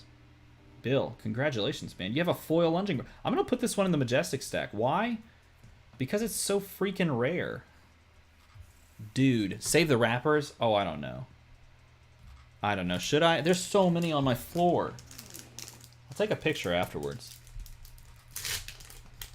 Take a picture afterwards. Hey, don't forget, if you got some packs from me, you gotta reach out to me via some form of social media so that I can give those to you. If I don't have your address, then I have to give them to someone else.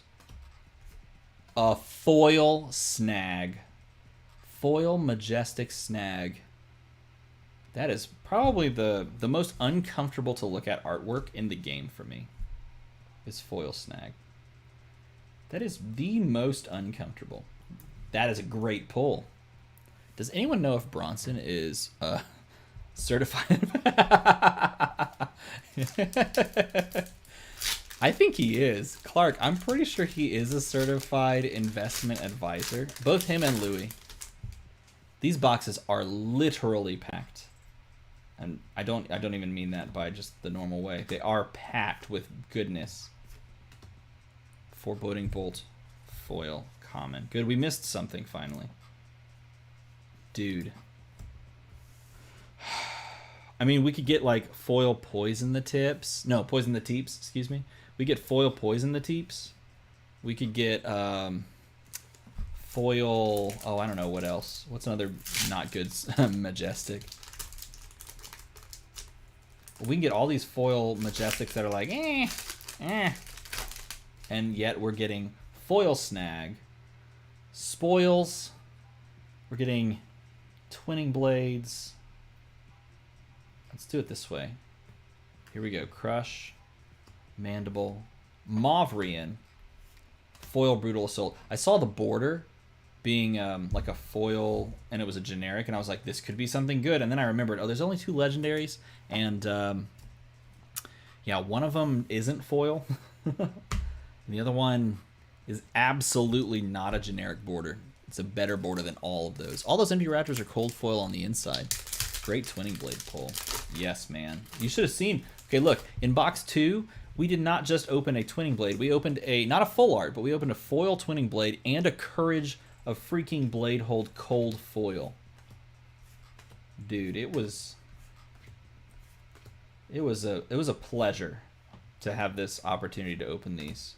Foil Mauvrian Skies, rare blue, rare Mauvrian Skies. It's been absolutely just a pleasure. Do we do another stream where we open the other case? What's the plan? What's the play? The whole other case? Do we do that? And if so, when? Because tomorrow's my last day of spring break, guys. Pitfall, Zen State, foil meet and greet. Which is a cool one. I like foil meet and greet. It looks cool the way that they lit the fire. Can you see that? I don't know if you can see it when I put the sleeve on. The way they lit the fire as the foiling makes it pop more. I don't like that. Did I put this in wrong? No, those are right. And these ones go here. After Monarch. No, these are not my boxes. Yeah, I don't know. Spring break hasn't started here in New York City. That's cool. Welcome from New York City. That's awesome, man. Oh, that hasn't started either. That's interesting. When do you guys have spring break? This is my end of spring break. We got Cindering, Rushing River, and we have Increase the Tension, common foil. Do you start coming up soon? Like next week? Because I feel like if you don't start soon, it's like, it's going to pass you up. Of course, then again, here it gets way hotter. Way sooner. Today it was cold, or cold. It was cool. Today it was cool. Boop. Hiya. You see the bordering? Oh, cash in. Overblast. Today it was cool. It was kind of nice, actually. It was a beautiful day. The 25th, and that's early? Is it because it's cold still? Is it cold there? All right, tell me in chat. Are you guys, is the weather cold where you are? Would you describe it? Doesn't matter where you're at. Would you describe the weather as cold? Would you describe it as cold? Can we talk about Snapback? That's a great card.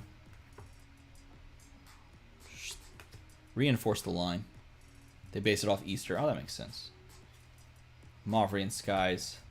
And a foil rare Pitfall Trap. I was really hoping that we hit a spice. Hey, look, we've got really 3 Majestics and 1 good, like, random cold or random foil pull. And that means something good is coming. Something good is coming. No, Brisk. Was that the first cash-in and 3? No, it was not. No, we've had a couple of cash-ins. We've had, maybe that was the 3rd one. The 3rd cash-in. Which, by the way, Kasai cash-in, huh? It's fun to play, right? Promise of Plenty. Foil Rushing River, but rare blue foil Rushing River. Canada, yes, almost always cold. The sun is warm. Yeah.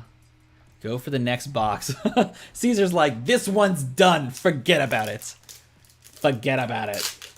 I'm done with these packs. They're not giving me what I need. Give me the hit of serotonin. Is that the right? No, I don't know. I saw a meme today and they said that and it was funny to me, so I repeated it. That's what you do. Cindering Foresight, high speed impact, rare. Oops, don't lose that. Listening and multitasking. Wow, I missed more than one I know. We're on box 3. For sure, one of the things I'm wanting to see finished is this currency stuff. Oh my gosh, me too. I think, so before they announced that it was going to be like this dark versus light, kind of like angels versus demons thing, I really thought Monarch meant they were going to lean into that. Maybe they're going to wait all the way to Kingdoms then. Because it doesn't seem to fit the theme, right? It doesn't fit as well. Why is this doing this? Oh, it isn't. It just didn't pull. I was sitting here like, what? I know, it's a dopamine hit. Thank you. Boop. Boop. Okay, here we go. Something good in this pack. I know it. Rock Slide Traps. See, I told you. Oh, a Perch Grapplers. Look, a majestic Perch Grapplers and a beautiful Whirling Mist Blossom foil. One of my favorite foils in this set. Just because the way that they caught the foiling on Whirling Mist Blossom. Don't be naive. Money is everywhere. No. Yes, it is. That's actually true. I really want to see like what gold and silver results in. What does that mean for the game? I'm assuming that it's going to be harder to come by and easier to use. Because if you have to pay like 4 resources to draw 2 cards, you're almost never doing that, right? That was not the right pull. You're almost never doing that. Here we go. Tripwire Trap. Oh, good. A Heron's Flight. I can finally say the name correctly. It's not Herons, everyone. And I really loved that I can make a foil Ira demo deck now as well. You could, actually. Yeah, that's actually very true. And the cold foil was right here the whole time. Unfortunately, it's a Mandible Claw, but maybe that means we get 2 cold foils in the box. I have the other Mandible Claw cold foil. Does it look okay in the back? Yeah, it actually looks pretty good. Yeah, there you go. It's not the best pull, but you know what? It is what it is, right? With the last one, you can afford to take another rare equipment.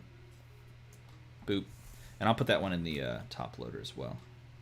Man, I was really banking on something crazy. Let's see. There's still packs left.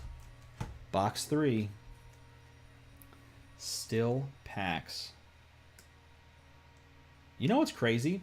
I've been doing live streams more this week than anything else. And I haven't like sat down to make an actual video. Man, it's been a while. I feel like it's been a while. I have some stuff on the back. Yeah, Cold Foil Bro's coming in. Come in with the Cold Foil Bro. That one tore weird. I don't like that. Yeah, I don't like that. This one tore all sorts of weird. Ugh. I haven't sat down to like make a literal video in a hot minute. Hey, look, Poison the Teeps. Poison the Teeps. Oh no, I messed up my... Let's just show whatever this is. Foil red push forward. I messed up my stack, everyone. Okay, good, I fixed it. That was easy. This one goes there. Majestic and sleeve. This box is not as spicy. Guys, we should have... Well, you know, it's okay if we end on a less crazy box. We still, I don't know what I'm underselling this. We have like 2 of the best warrior. I guess it's really like there's only like 2 majestics per class. We got a spoils. Is what I'm trying to say is we got a spoils and a foil snag and a foil lunging press. So those are great pulls. I should not sell this box short. You never know. It could have something crazy in the finish, right? Like a foil Hey, Bill, do you need this foil copper? I've been looking for a foil copper, man. I really have. Because I want to make coppers with Kasai. No regrets. Dude, I love foil copper. I don't have any of those. I would totally play a foil copper. If you want to trade foil copper for... I have a foil Quicken token. Foil Quicken token. If you're interested, I'm just saying. I know a guy. I know a guy with a foil Quicken. I'm going to put this one down here because I love it. Don't judge me. Cindering. Dauntless Red. Foil Pathing Helix. Zoop. And then there were 4 packs. Okay, so we've pulled 1, 2, 3, 4, 5, 6 Majestics. You really do get 9 if you're not counting like separate foil Majestic versus normal. You really do get 9, right? Well, we'll find out because there should be one in this slot right here. Barraging. Rushing. Oh no, Predatory Assault. Foil. So that means there's 3 packs left. We should get 3 more, right? This is it, everyone. This is it. 3 packs. I'm going to slow roll these. You ready? Ooh, they go so fast. These boxes really do. Blink and you miss it. Okay, you ready? We're doing the pack battle moment. Pack battle time. Rare. Rock Slide Trap. Majestic.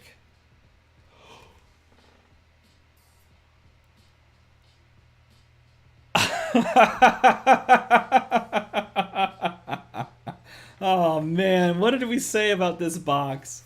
What did I say? What are the things that I said? I take them all back. I take them all back. Dude.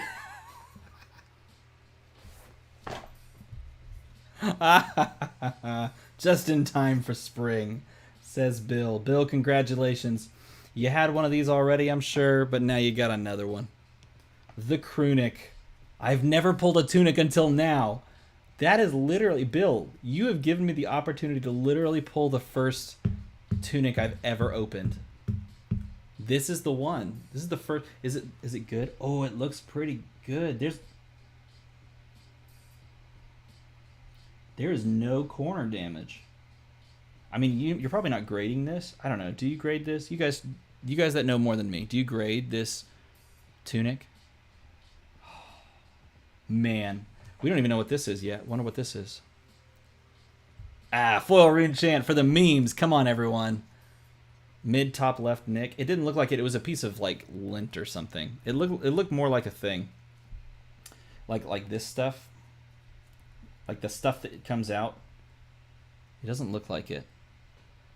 Like that right there, that's just wipeable. Yeah, I'm pretty sure this is clean. Dude, that is seriously clean. Yeah, that's really good. Oh my god.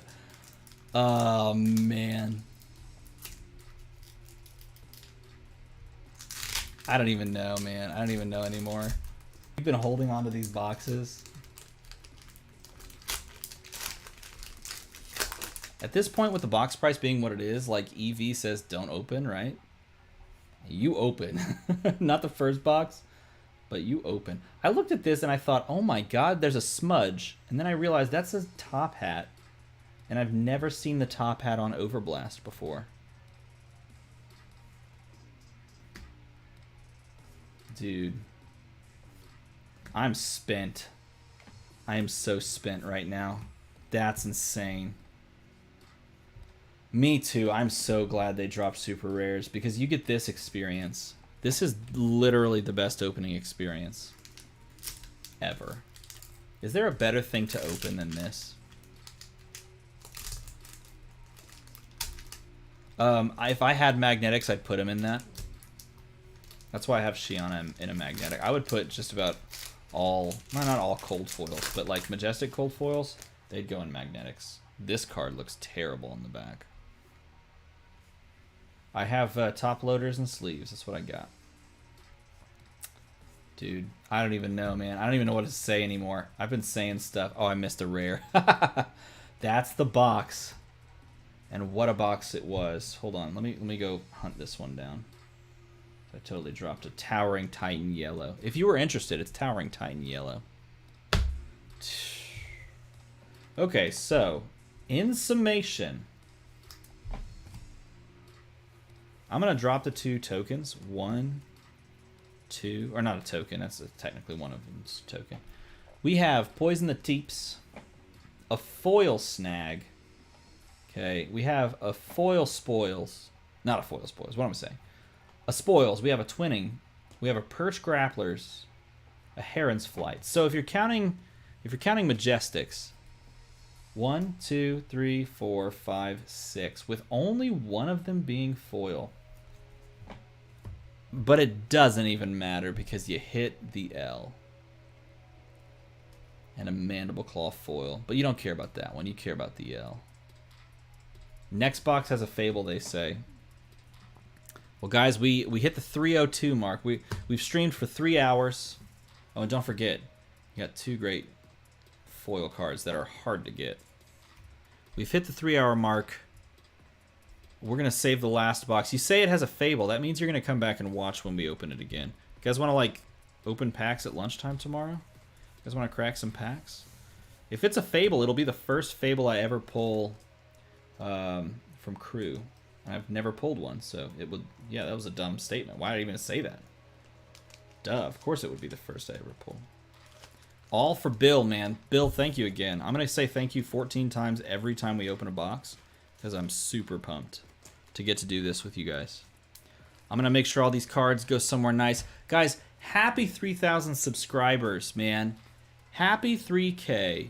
I hope you've enjoyed yourself.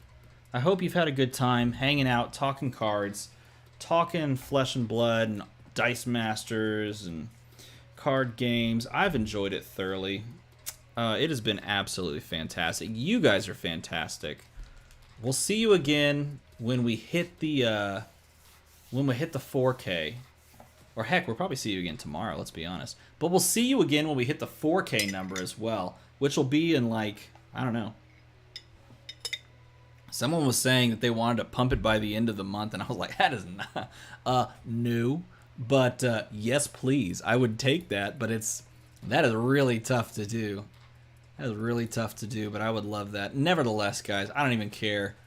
It was fantastic. You guys have a good evening. We'll catch you next time. Until the next time, thanks for watching.